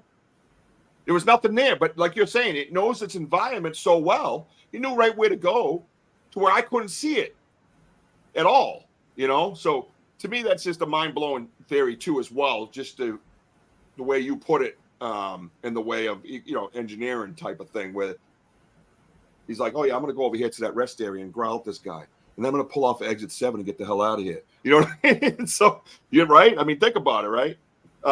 Let me get to a question here, and it's funny because one of the questions, to me, it's a basic question. It says, "What do they eat?" But for me, I'm like, everything, right? Dave, how you feel about that? What do they eat, bro? What do you think? I agree. Anything opportunist, anything that's edible naturally out in the woods. Dave's talking about edibles again, guys. Yeah. Come on, Dave, put the They love brownie down and talk. They love the brownies. No, they've been seen with animals. They've been seen taking deer. I think any rodent, any any animal running around out there, roadkill, fish, depending on the environment. They've been seen out west walking right in and grabbing salmon right out of the river.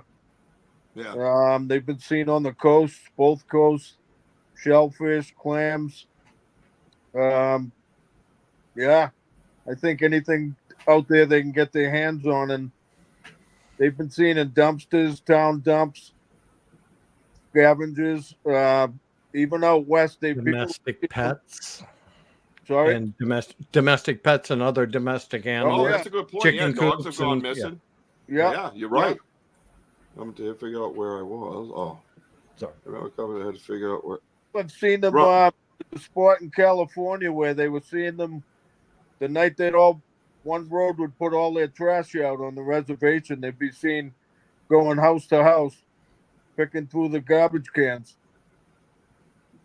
Yeah, and it's funny because I don't know. You don't think of that. You know what I mean? You don't think of that. You don't think of like, oh, Bigfoot's gonna go pick through a garbage can, right? And then, and that's a question from Sean Hailstone. What's up, buddy? Thank you for that question. Wojo has one. Have you found any deer remains or other species that Bigfoot feeds on? I have never found a kill site. Has anybody else found a kill site? I haven't. Yeah. Yeah, you've seen dead deer, but who knows what killed it sometimes, right?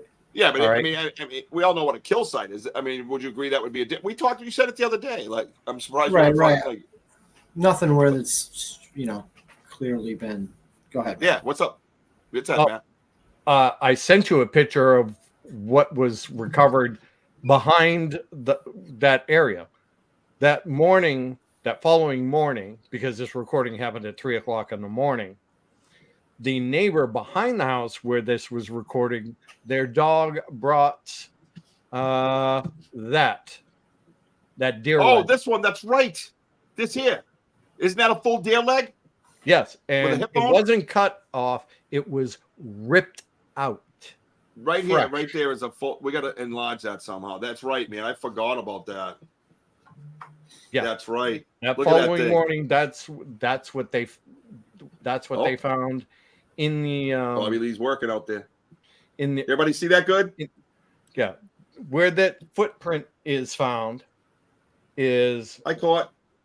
if you know that woods that I took you through, if you walked a straight line from behind where this footprint was, that Thank you, comes Walter. out to the house where that deer leg was found Yeah, that's crazy, man. that morning. That's crazy. Well, Look at that thing. The dog Ripped right out brought of it in from the backyard. Yeah. That's crazy. You know what's funny is I had in my property, I had a game trail, right? And the game trail kept changing. They kept changing the direction. This is after I got a little more acquainted with them. And I remember walking along this game trail, and I'm just out, in the woods, whatever. Might have grabbed the SD card from a, camera, or just, the place is awesome, so I love being out there, but not too far. Don't go beyond that stick. Let's put it that way. So, but in front of that stick, closer to the house, I went up around this corner, and all of a sudden, one day, and it was only one season, I look over and there's this 8-foot like pile of sticks, but they're like trees too, right? And it's hollow, right? And what I do is when you want to research, I go to every show I can find. Hi, Lisa. That's my sister. Love you, girl. I go in, I investigate, watch the shows, right? And even if you don't believe or not believe, but look at their different techniques, look at the different equipment they use, look at the different theories they have. Why not pick it apart and see? And then go out and put boots on the ground and see if it rings a bell when you're out in the woods. And this is one thing that rung a bell for me. It reminded me of an ambush hut. And where it could sit in there clearly, kind of crouch down, and that they say that deer comes by and they stick out that arm and they just bang, and they just snap those legs. And you always need one leg to snap, and you walk away with it, right? So that kind of reminds me of that theory right there. That's what I'm looking at. You know what I mean? That is a front right leg. Woo! Well, there you go. I was able to check it out. Yeah, it's definitely a front right leg, and it was definitely ripped out, and it was fresh. It had no what's called necrotic flesh on it. It was just simply ripped right out of the body. Fun. That's crazy, man. It's The crazy, strength right? that's involved to do that. Oh God, yeah.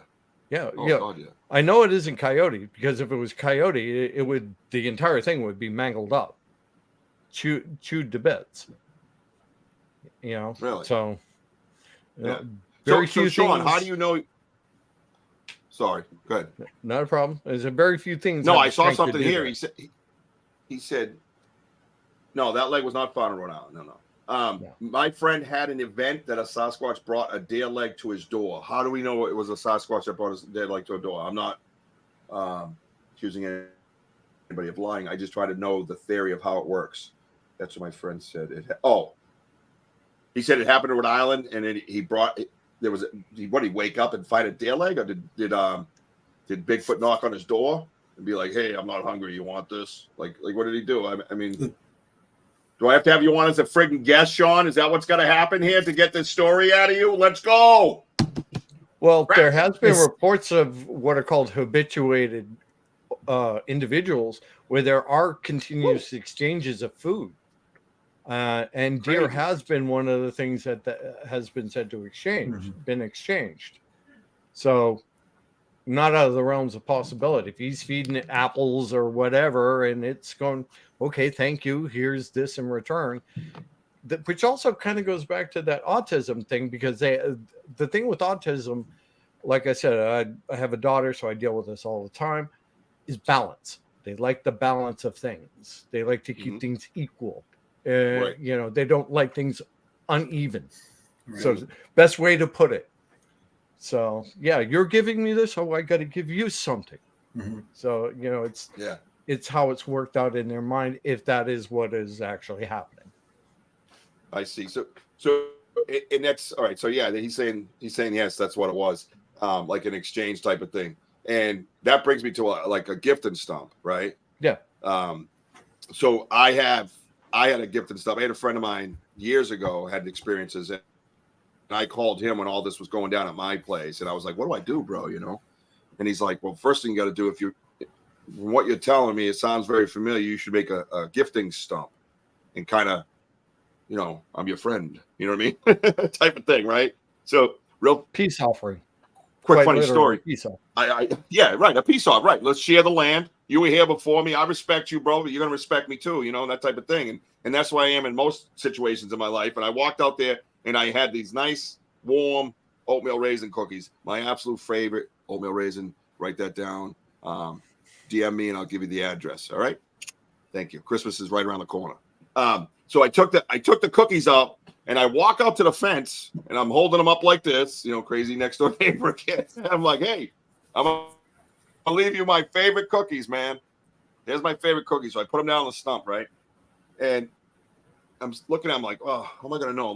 So I took these two little sapling branches. I put them on either side. So I could, like, a squirrel comes up and hits it, you know, plus you'll find the crumbs. And I'm trying to approach this in a scientific manner. I don't believe so much in cameras. I believe in the frequency theory. I totally get it. I said earlier in the show that I have that frequency break, you know what I mean? In my ears, I can hear that type of noise. So I don't go for it. So I don't want that. I want an experience between him and I, or her and I, or whatever. So 2 or 3 days go by, I go up to the fence, nothing happens. I'm yelling, but the strange thing is the cookies have not been touched by nothing, not by a squirrel, not by a bird, not by my neighbor, nothing, right? Nobody's taking my cookies. So I yell out there, and I said, seriously, bro, those are my favorite cookies. I already told you that. You know what I mean? Like, I was insulted, right? Very next day, hand to God, cookies are gone. Nothing's left behind. I'm looking all around the stump for crumbs. I'm trying, again, back to the scientific researcher, right? I'm looking all around everywhere, nothing. Well, a couple days go by. Here comes the crazy guy again, yelling out to the fence. Where's my gift? You know what I mean? Boom. Very next day, I come back. I don't think I have pictures of. I don't think I submitted the pictures to the party. So I come back and there's a perfectly ripped piece of lichen, like from a tree. You know, that little green stuff that sticks to the sides of pine trees and stuff like that, oak trees. And this thing was torn off perfectly, and it weighs what? Nothing. Feathers are heavier, right? And it was placed right between those two saplings. Like, whatever took it and placed it there. And I came out and I remember walking up. It was so obscure too, because it's just stuck out to you. As little as it was, the stump's been clear for days. I know exactly where I'm looking. And when I looked, I saw a color and I went, what the hell's this? And I walk up to it. I remember stop and I froze, man. And I got goosebumps from my ankles to my earlobes. I was just like, I think I just got a gift, man. Like, I could not believe it. and I picked it up, and it was so fragile. And on the other side, it was a perfectly torn piece of lichen. There was no breakage in it, no crumbling, no nothing. So that's where my gift and stump theory comes in. And like you mentioned, the exchange and stuff like that. What was that? He was hearing noises periodically and left some food out. And this was on his door the next morning. He left the wrong food, bro. He said, I like deer. You got that? I have mine Stop and Shop brand. Yes, Woj, I agree with that. I like some Stop and Shop brands myself. But so that's my theory with my experience with gift. And I did do it another time, and I got some kind of weird nut back that I couldn't find anywhere on my property. Well, I don't know if you wrote me, Mike, that time. We went all the way to the Taunton River shoreline, and that's where I found them. They're like, and the Taunton River is like 1.1 miles away from my property, like out in the woods that you have to like crawl. And I bring a machete out there to get some areas. You know what I mean? It was just crazy. So the gift and stump and the exchange thing, I find that like fascinating because the thought process. So, Mike, have you ever done a gift and stump? Well, I've done like some half-hearted attempts. I've got one out there now that I'd like to get back to because it's been a couple weeks. But I'm fascinated by it, and I follow some people on YouTube who, supposedly are doing some crazy things with it. Snow White Bigfoot, being like one of specifically them, but, YouTube for gift and stumps. Sorry, I didn't mean to cut you off. You say well, YouTube not for, necessarily like, gift and stumps, but like this, some people gift right off their decks in their backyards and things like that too. So, I mean, I'm sure that they do, partake in exchanges of gifts and things like that because culturally, I think they know to give back. I think they're trying to keep the peace with us, and that's why they avoid us. And I think they gravitate towards those of us who are aware of them, and I think they love it. And I think, I think a lot of it is really it's profound, really, actually. There's only there's only one other animal other than primates that do this, and those are what are called corvids or crows and ravens. They will do an exchange as well. Oh, I've heard that before. Yeah, you're right. I've heard that before. But David, have no you done other that? animal? Well, no other animal will do that. Yeah, it doesn't make any sense, right? I mean, Billy Bear ain't walking up with his paws and dropping a piece of feather on a stump. Dave, have you done gift and stumps? No. No. What about your friends and I do know stuff in people like Massachusetts? Have they talked? It has taken a long time of trust. Takes years of just staying with it. I live in the city, so I'd have to go somewhere. Probably take me an hour to get into the deep woods. So it'd be tough to get gift and stuff. Right, I have stuff out there. When I'd leave apples or something, but as like a peace offering. Yeah, no, that's I think it's fascinating, and the way it happened to me was, it's something that it's a personal experience. I'm not going to sit here and say, scientific. I have evidence, folks. It's just, I'm not a liar. I got no reason to lie. You know what I mean? It's just, that's what happened to me. That's all I can tell you. You know what I mean? I can't tell you what happened to you or what didn't happen to you. This is what happened to me. This is what I experienced. This is the shit I've been through. And there've been some frightening times, man. It's not all cupcakes and rainbows. You're like, oh, Bigfoot, And I'll wait for Matt to get back. But I have one more question before we end the show for each of you. And so if anybody has any kind of reports, anything like that, definitely reach out to me. Just if you have my phone number, call, text, say, hey, I got to talk to you about something. I'll get the band together and we'll go play some music out in the woods. So you can shoot a message on Messenger, something like that. Totally private, totally between us. Totally respectful of the area that it happens in. If it's your property or something, we just want to research more. And I feel that we love doing this, and as scared as I've been freaked out, dude. I had one night where I come out of the camper and I heard snap, and that's when I was tell a story about the airsoft gun I had, because I was going out to my camper and it's like 50 feet from the house, and they had me so freaked out for like 2 weeks. They were aggressive, where I was going out to the camper and I'm like, had my airsoft gun. I was hoping that like a loud noise, like, "Bam, get away from me," the bear theory, Yeah, that don't work, guys. Just so you know, don't do that. and one snap, and I remember going boom, boom, boom in the air. Again, neighbors think I'm nuts, right? And one of them ran across. It seemed like a smaller, lighter one. He ran across about 100, 150 yards of like swampland, wetlands in my backyard that like nothing. It was gone, right? So I went boom, boom, boom in the air again, like, yeah, stay out, like a tough guy. And then all of a sudden, boom, to my left, snap, crack. And I realized there was two of them, you know what I mean? And that's when I backed up into the house, But yeah, so it's 8:52. I got about 8 minutes. I don't care. It's my show. I'll run as long as I want, but I don't want to keep you guys. So my theory is this, I've had some aggressive moments where and that moment there, I was scared. I was nervous. I backed my way to the front of the house. Usually I go around closer to the woods to get to the back door. And I went the long way towards the street just to be a little further away from them. I mean, to me, that was frightening. You know what I mean? And I know, Dave, you shared a story about the tree that you're talking about. That was pretty aggressive, correct? Yeah, They snapped it right. That's Yeah. happened twice. It was pushed right over and slammed into the ground. Those are probably my two best experiences. I've heard two good vocalizations, but kind of off in the distance. But the trees were pretty close, and that's when that's close enough for me. Yeah. So my question is to each one of you guys, and me and Mike had this talk the other day, right? You finally, you finally getting up this, he's staring at you, right? He's staring at you. Do you slowly back up? Do you stay there and pull out the camera? Or do you walk towards him? What do you do? What do you do, Mike? What I want to do and what I'll actually do are different things, right? I'll probably all right. That's shut a down. great point. Yeah, what do you want to do? So let's just say there was one time like a tree went crashing down in the woods, right? And I was like, here's my chance. I turned my camera on and I went after wherever the sound came from, and I didn't see anything. But I like to think I would do that, right? Because this is what we're all here for. But in real reality, right, if it's a 9 foot tall, 900-pound thing, no, you're probably gonna cry and run away or whatever. You definitely be. Well, the other day, when everything got quiet and you had the double headset on, where I was like, "Did you hear that?" You're like, "No," and I'm like, "Take your hat." Maybe you had the hat and the hoodie on.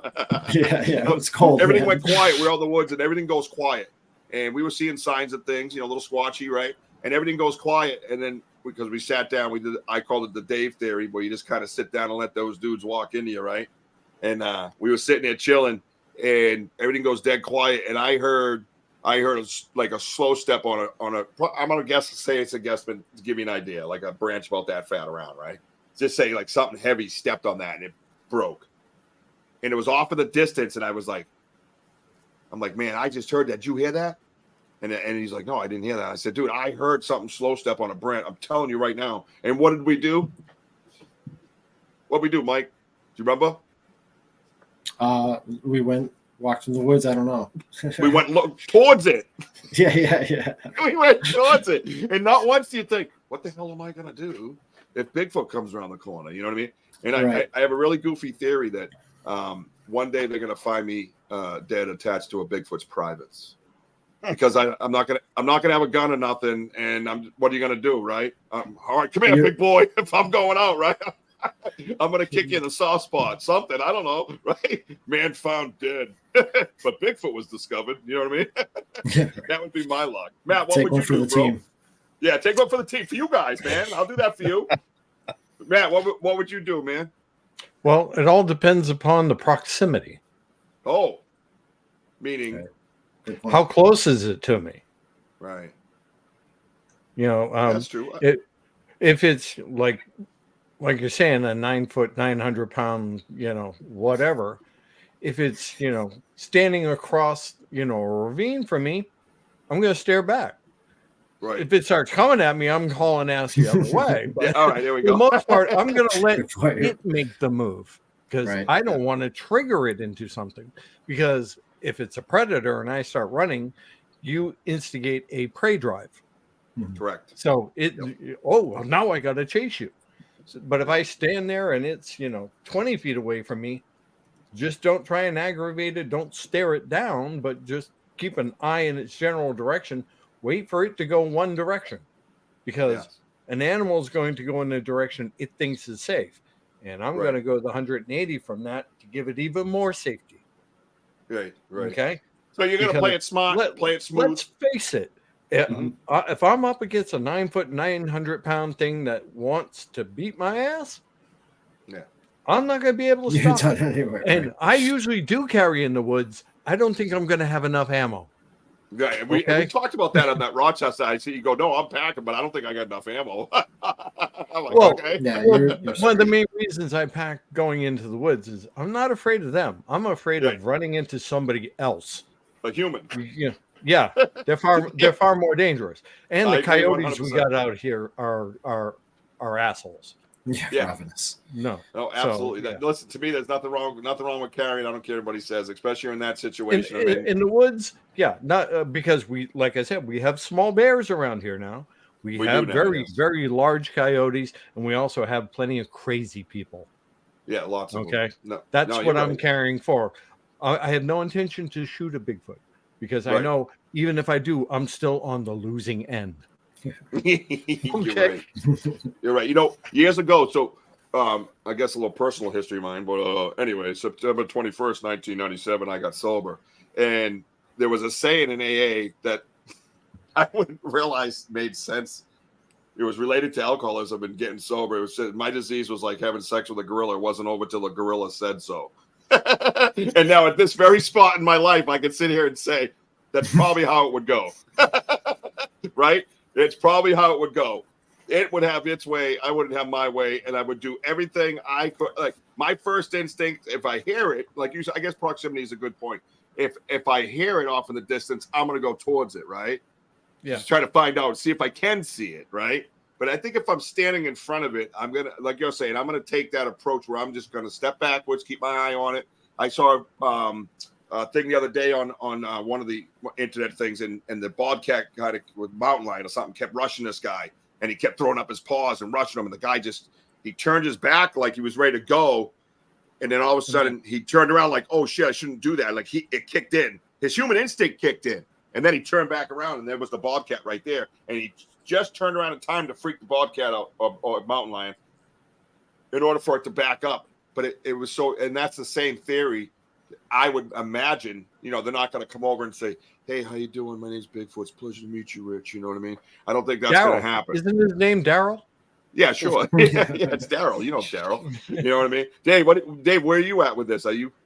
I was going to just say I've heard from a lot of people that have had a decent up close sighting that the last thing they thought about was to get their phone because they're so stunned at what they see. Yeah. And then there's been other ones that hunters that have seen it right through their scope. And to Matt's point, they'd say, like, I'm just going to piss it off. You need an elephant gun to take one of them down, So, oh, yeah. I think it reaches both. I bet you 9 out of 10 people would. The last thing they're going to think about is, I got to get a picture of this. Your mind's trying to process what the heck is this, And And my mind tried to process just the sound I was hearing, just Right. the fact that I was growled at something that sounded human and guttural. That I was out in the middle of I call my buddy down in South Carolina, Josh, man. He'll be on a couple of my shows. He's like my fifth son is named after him. He's like, we're really close, and I called him right away, like, dude. He's like, what's wrong? I'm like, yeah, you know what I mean? And I had to get out the words because my life kind of changed at that very moment because all these things I was experiencing never had a sound. It never had a physical sight. You know what I mean? I'm getting a GoPro, Rixie. I just ordered the 12. Okay, no need to yell at me. Go get your Criticam out. But so yeah, I'm getting a GoPro. So. But yeah, that freaked me out. I backed up. I had my hands on my knees in my lawn, and I remember looking around, going, "What did I just freaking hear?" Like it blew my mind. And I was, like I said, I was a party animal street kid. I've seen some shit in my days. Okay, that freaked me out, and it backed me up to the point where I was pretty horrified. And I called my boy, and I was like, "Dude, I got this thing," and I sent it to him. He was like, "Oh wow, dude." He was pretty freaked out as well, But it changes your perspective and your angle on most things in life when you come as close to something that isn't supposed to be there. You know what I mean? For me. And but about the GoPro, Rixie, I ordered a GoPro. So my plan in the future is I want to, and I've said this a couple of times, Mike definitely, I want to go live out on an investigation. Like I want to go do some research live, and I want to have some of my people there and kind of watching and stuff like that. So like they've done ghost hunting show. Yes, ma'am. I have a GoPro that is wireless that links up with the iPhone if you want to borrow it. It's also Oh my got God. night vision. That guy's So amazing. yeah, so you can set Dave. it out and it'll send you a remote signal with night vision. Oh, I'm Nice. down with that. I'm down with that. That's And I'll you let see you what I'm borrow it. saying? I want to do that out there. I want to go out there. I mean, think about that. How many people would come with me, right? I mean, I only got how many? I'm down to like 8 people watching, but how many people would actually come with me and go out and log on and like check it out? You know what I mean? Like, hey, what maybe they'll see something. Maybe I'll have 10 eyes instead of 2, or 10 eyes instead of 4, or 12 eyes instead, whatever. You know what I mean? And definitely interactive, because I want to do interactive type podcasts. You know what I mean? So I want everybody to be part of it all the time. You know what I'm saying? So, but I think that's a great way to do it. The motion sensor thing, Ronnie, the motion sensor thing to me. All right, Sean's in. I got Hailstone's in. Who else in? What we got? Live stream it. Yeah, that's what I said. Bobby Lee music. Right now, Sean. All right.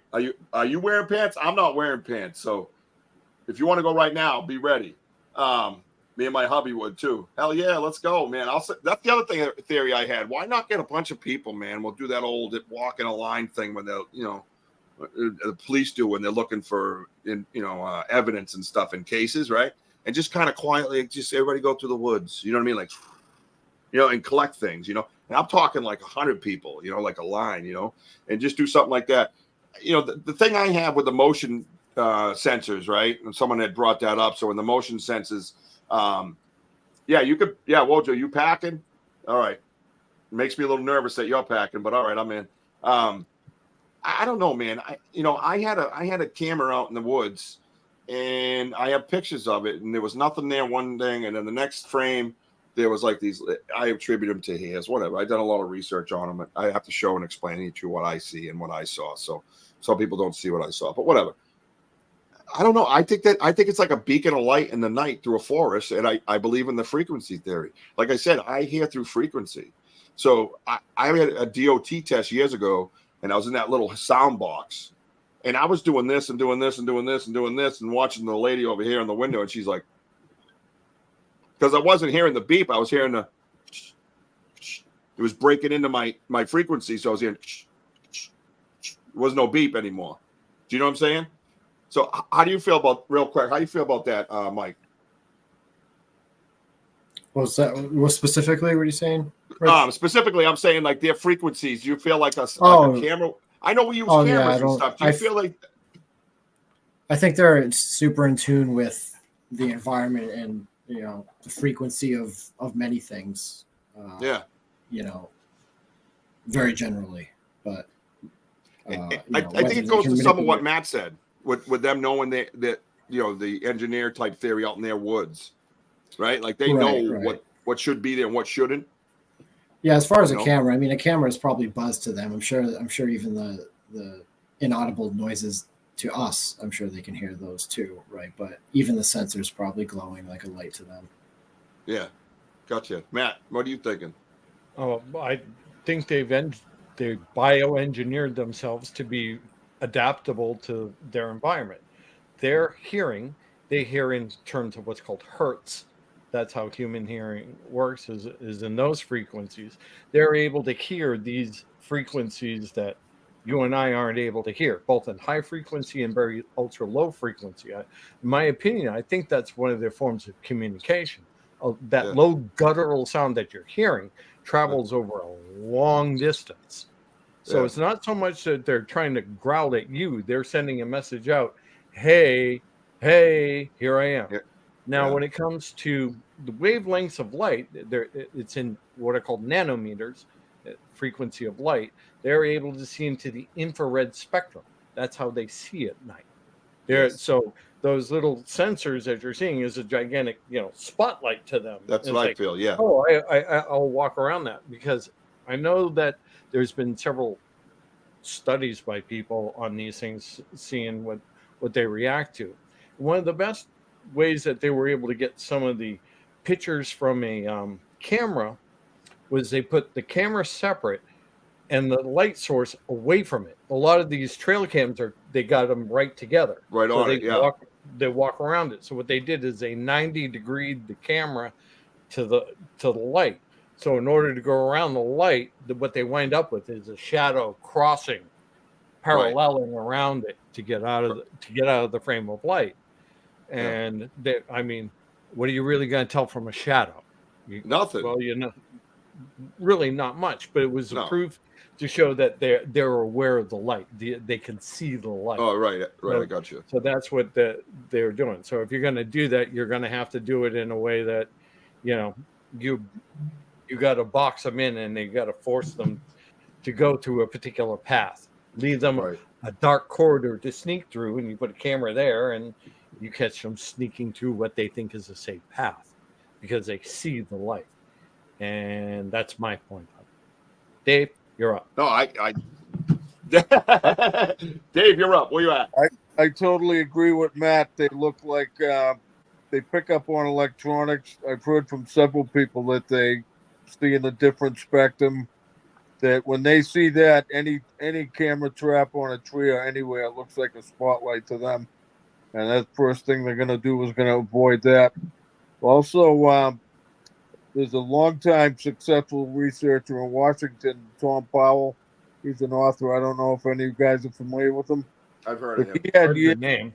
acting. He was a BFRO researcher for years, one of the most successful. He had interactions behind his property for a long time. As soon as he put cameras up, they stopped coming around. And he took them down. They come back. He put a couple more up. A week later, they were all twisted and facing the sky. Like they just almost like a message, like, we don't like these. So they were either broken. There was a case in New Hampshire we were working on, too, that the guy kept finding his floodlights around his barn all turned up or broken or smashed, Yeah.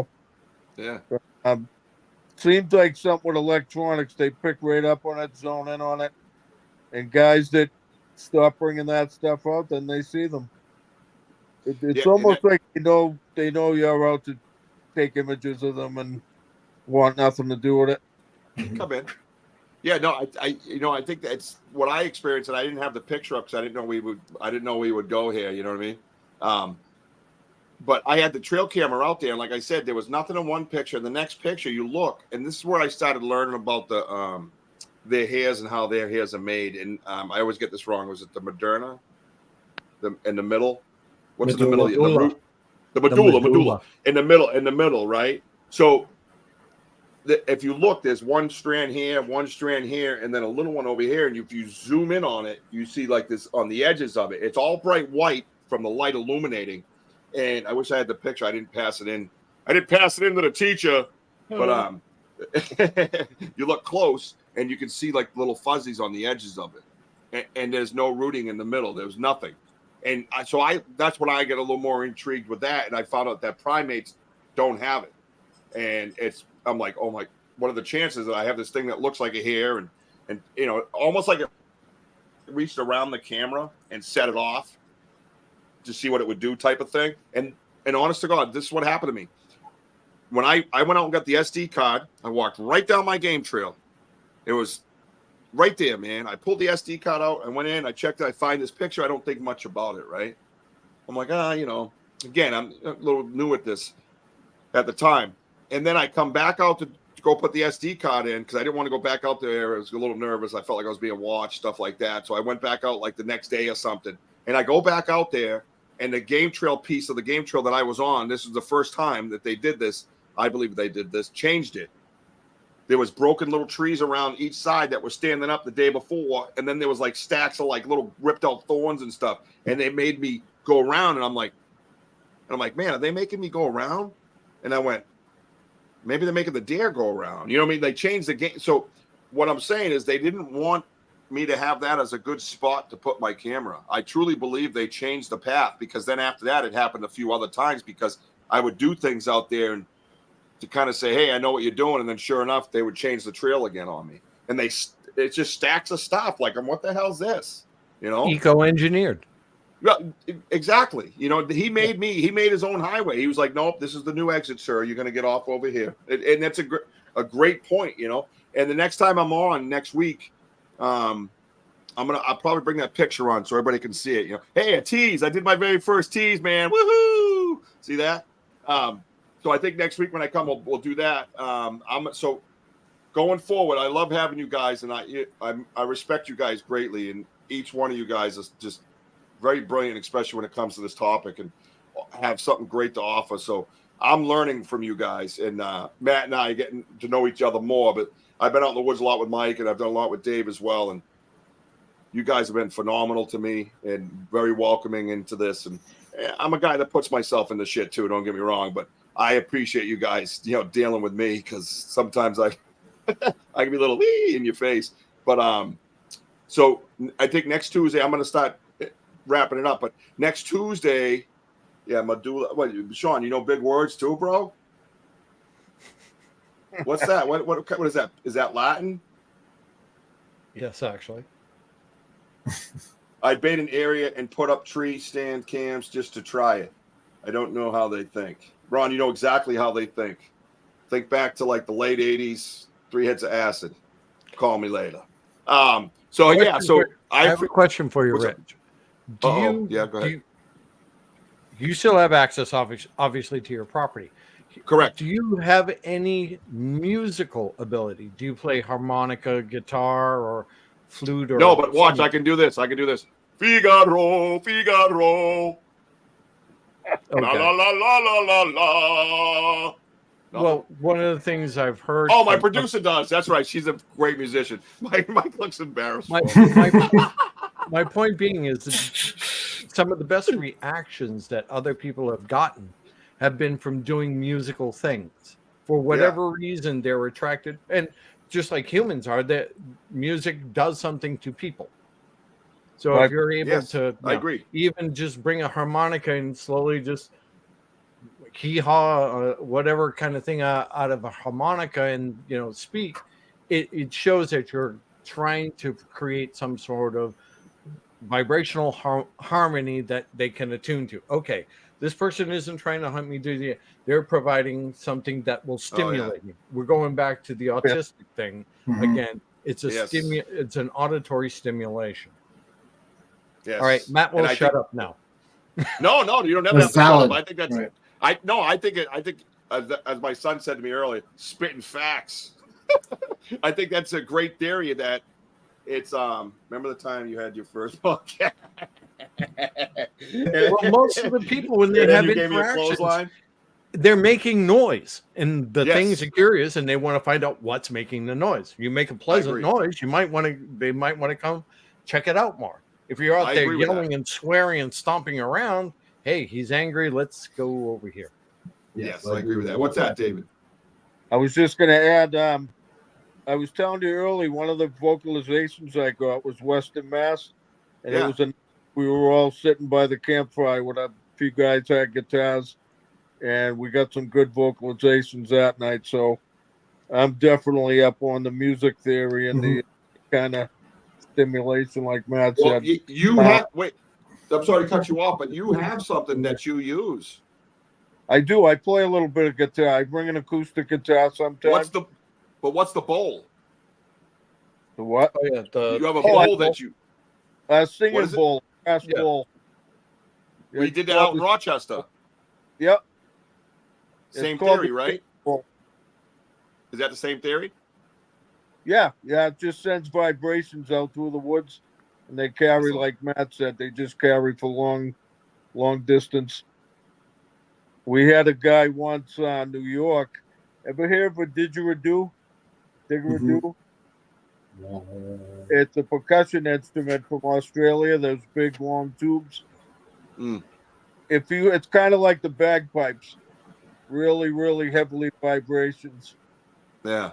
We've never brought. I've seen you use the bowl before, but I think it was once on TV. I saw it or something. You guys were in some sacred area or something. I don't know, but you brought it to Rochester. I know that.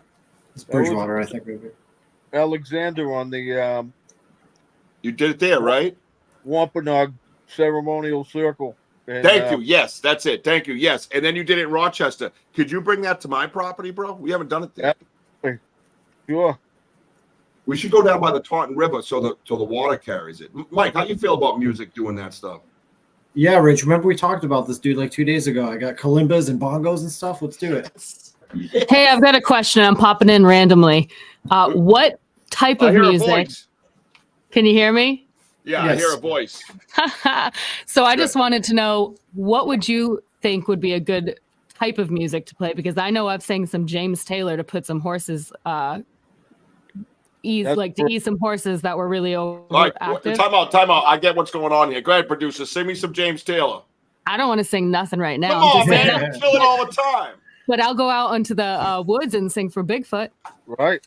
Let's do it. Yeah. Simple little Grab the children's choruses of stuff. Mhm. Row, row, row your boat. Harmonies. Right. If you go out there, you don't even necessarily need an instrument per se. You can create tonal things with harmonies with vocals. Yeah. And I think that may register even more because Yeah, you're right. number one, you're not doing something that, well, how many of them, if they want to repeat this, have a singing bowl? They don't. Right. But if you Right. start making vocalizations, they're well known to copy things audibly. So if Right. you're out there singing and all of a sudden you get somebody that's joining in the chorus, so to speak. I think Yeah. a combination of that would be brilliant with a singing bowl, and then have Bobby Lee go off with a couple of nice vocals, man. Right? Yeah. Well, and me then and Mike would be on the everybody gets bongos. together for a harmony singing. I'm not saying we're all going to do, like the Eagles 7 Bridges Road or something, but the point being is you do some sort of simple harmony, even if it's reciting A, B, C, you got what I'm saying. As long as we're all following the same tones, we're carrying off something together to create. I had someone break into my studio. Time out. Uh-oh. Come here. He broke into my studio. Come here, Littlefoot. Say hi, Littlefoot. Hi, little foot. I love you. And now you're a YouTube star. Get out of here. Love you, buddy. Yeah, I'm sorry. What were you going to say, David? We had a guy when we first started Squatchachusetts. We got a case out in Montague. It's called Town of Montague, out by the Quabbin. And an older couple, they heard stuff a lot, but they said it was only when they sat out their deck playing classical music and having a glass of wine that they'd hear stuff and those weird sounds. And I thought that was a really interesting tidbit that he told us. He goes, yeah, it just seems like it's always, his wife's a big Beatles fan. They'd either play Beatles or classical. And they'd hit the trees, they'd hear chatter out there. So that was, and I've heard that from a lot of other people. It goes back to the theory, like Mike said earlier, about wanting to do something, keep busy, do things, make beautiful art in the woods and stuff like that. And you hear that music and you're like, oh wow, because you don't get doing it as to a hear research. that.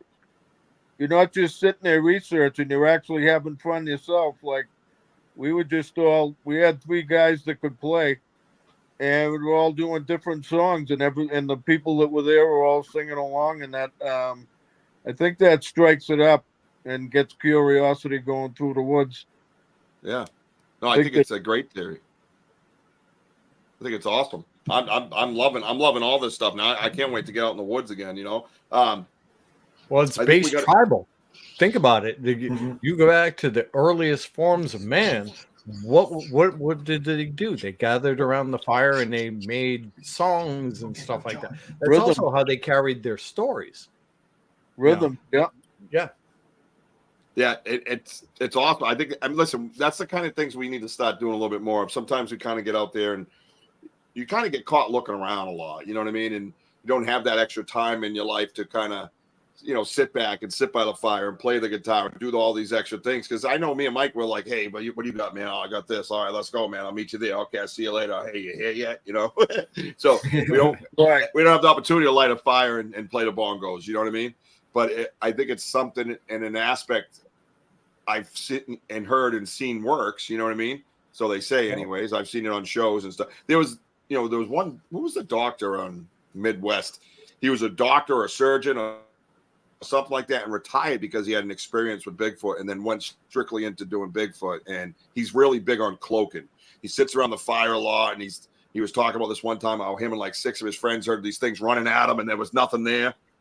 And he blew my mind. I was like, whoa, you know what I mean? Because what has he got? I mean, he's fine the way he was. Is he a psychologist? It's Matthew Johnson, probably. Matthew Johnson, I think you're talking about.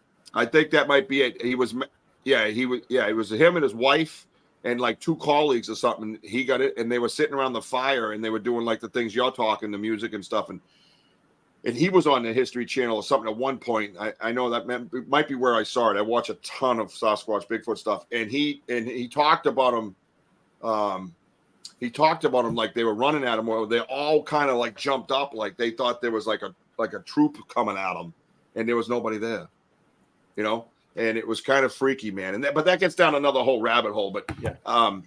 Again, we could do a whole show just on the cloaking theory, right? And we probably will. I'd love to have you guys come back and hang out with me some more and do this again. I mean, you guys down for that or what? Yeah, man, for sure. Did you enjoy yourselves? And we worked out the bugs a little bit. I figured out that I had like 30 things going, so I was hearing like all these voices, and then I cleared my area out, and now I was like, oh, okay. It was like relax. Had nothing to do with Bob either. That was all me because I had all these things open that I should not have had. And once I started shutting them, I had a normal conversation. At first, it was like, Mike's like, Rich, it's going to be okay. Don't jump. Keep me grounded again, like in the woods. But so I'm going to call it an episode tonight. I just super psyched that you guys respect me enough to come on here and be part of this, you know, with me. And I'm so excited to kind of like further my Bigfoot career. And we're going to have, just so everybody knows, and you guys know, so we're going to have a particular night set away for paranormal ghosts with evidence and things like that. We're going to have a night set away for, I know UFOs, aliens. I have a feeling I have a guest that might be back on for that one. Maybe somebody raise your hand. Yes. So that would be huge. So, yep, I love it, you know. Dave had a UFO sighting with me. Here's that. I know this is I've been here. I just heard this. While we were looking for Sasquatch. That was my first one. I just had one 3 weeks ago, believe it or not. That's for the whole topic for another whole show. But Matt, I told you about it at the show in Leominster. Yep. And it's still, I think about it every day, all the time. And it's like we were talking about earlier about I didn't see it a whole long time, but I never thought about grabbing my phone because I was just stunned, you know? Yeah. So mind blowing. The show again, you don't know I think when you open yourself to one of these things, you get pulled into other stuff. Well, I mean, I think there's something to say to that, Dave. You know, when you said it to me, like I will forever repeat the quote from you. I think they're here because of you, Rich. That's what you said to me the first day I met you, when we heard the vocalizations, them talking, me waving to the woods, looking like a kook bird. Because you no judgment. Yes, and you said that. I think they're here because of you, and I think they hear that in that way because of you. You know, I've dealt with some aggression, don't get me wrong, but I believe there's a juvenile involved. So, you know how juveniles can be. Well, I think Rich. some of the tests are like a knock or throwing something as a test to see how you're going to react. And you come out waving and that's a good theory. It's just I love it. Theory, but yeah, no, I love it. I love it. They want to see if you come up with like guns blazing and how's this guy going to react. So that could be a symbol of this place is okay, a safe zone. Yeah. Who knows? No, but I think people that are more in tune to the possibility of instead of like, that's just someone throwing a branch or something, you acknowledge, hey, I'm over here. It you know, it's just a thought. No, it is. Sorry, my son just wrote a bunch of crap in the comments, being a funny guy, so I put him in timeout. It was kind of fun seeing how he's an adult. What's that, Matt? There was something said to me by my old mentor when I first started delving into this stuff almost 40 years ago. And there are no truer words that I've ever heard when it comes to this stuff. And his quote is, the more you take notice of the unexplained, the more it takes notice of you. Wow. Yep. Or it's like, the more you step towards the unknown, it takes 2 steps towards you. Either way, whether you're looking at it or approaching it, it's coming at you twice as fast. And I've never found truer words. If I didn't look at it, it just, if I go looking into it, it wouldn't be as, interested in me. Now, is it me or is it what I'm looking at that's, and I've said it a bunch still of don't times. know. Yeah, no, I've said it a bunch of times, and I tell like my brother Russ and stuff. He was on here early. He's like, dude, that stuff only happens to you. That's ridiculous. That's great. These crazy obscure stories, and they're like, that makes sense because it's you. You know what I mean? So it's like, it's like Forrest Gump basically is what I feel like some days. You know what I mean? Like all these different adventures I go on. Mike, real quick, you ever seen a UFO? No, I don't believe I have, Rich. No. I look around a lot though. Spend a lot of time looking up. Yeah. Yeah, no, I've had 2 experiences with them, which we will share for another show. What we're gonna do is next week, I'll be back on with the one. It's gonna be one show at a time, and then I'm gonna be building up, and then it's gonna be like a couple nights a week, and we'll break them up specifically, have set nights for set things, and that's the format that we're going for. Obviously tonight's the first night. Worked out some glitches, had some. You guys kicked ass and just made it a show. I really appreciate that, and then.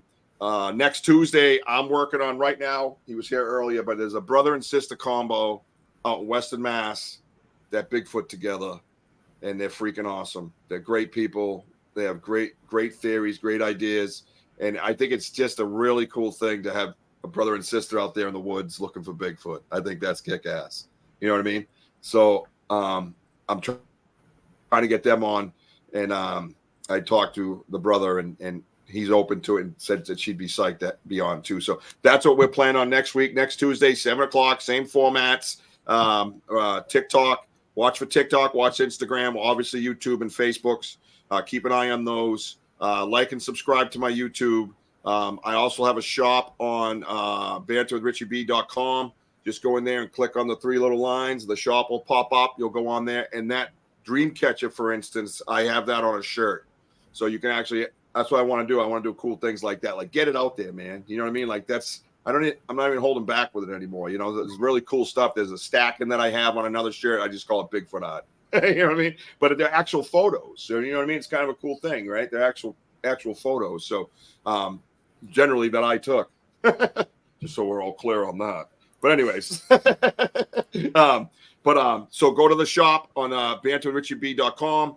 And then, like I said, like and subscribe on YouTube, and then watch for my other shows. Sunday nights coming up. I just got to get the kickoff date. Sunday nights are going to be another staple, and that's going to be all about charity, all about volunteering, all about things that you've gone through in your life. As many know, I lost my son at birth, JRB 42422, and we're looking into helping other people and sending them in the right direction for help. If there's a place out there they can volunteer, maybe relax or tell them some things that we've done to cope with a loss like that. So it's going to be a variety of things. I don't want the old, I've been hearing the word niche a lot, and that's what podcasts are all about. And I'm going to break that shit because we're going to do a bunch of different things. You know what I mean? My mainstay and my love is Bigfoot because of the experiences that I've had. And I get, and paranormal is my first love because of the experiences that I had. UFOs, I'm just kind of, I've always had experience. There's been a few experiences. Let's put it that way. Again, we'll save that for another show because that I'm starting to open up more and more and watch, what's his name on history? Ancient alien dude here.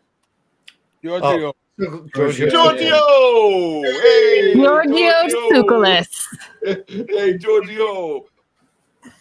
Love that dude. So I've actually been watching that for a long time, and a lot of that shit makes sense. It's just, to me, it's a no-brainer. But I thank you guys so much for being here.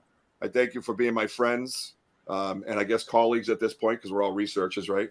And let's get a date to get the hell out in the woods again. I know me and Mike are going out soon. Matt, I've texted you. I got your schedule in my head now. I'm doing better. I wrote a few notes down about you. I got to pay attention. Because I'm all over the place. No, I got you, brother. I know that. And I appreciate your time. And I love having you guys. And a lot. What's Sunday night? I don't know which Sunday night yet, Tim. No, maybe not this one, but the following one when that show will start up. Obviously, I'm going to talk about it, Timothy. Tell us. Jeez. Think I'm not going to advertise? Thank you, Wojo. Appreciate everybody watching, man. It's all about you guys getting involved and doing things. And as I get more comfortable with this, I'll involve everybody more. We'll have more questions. And then I'm going to pick somebody that's watching the show, and I'm going to send them the link, and I'm going to have them pop on and visually, be on here with whoever I'm on with and ask questions on camera and get them on YouTube and have a few laughs. You know what I mean? So really be, I want everybody to be working at this, you know what I mean, together. So I want to thank everybody for coming tonight. Thank you, Bobby Lee, for all our hard work. Thank you for my family for putting up with my shit. Thank you very much. I do banter a lot. If you don't know the meaning to the word banter, please look it up. Matt, do you know the meaning to the word banter? To volley back and forth. That's a good way to put it. Yes, jokingly converse. Mike You're and Matt, correct. nice to meet you guys. See you Good to soon, see all you hopefully. guys. Making sure you jokingly converse with the humans around you. Don't be an asshole. Thank you very much. Later, guys. Have a good night, everybody. Good Thank you so night. much, guys. See ya. Nice job. Thank you. Thank you, brother.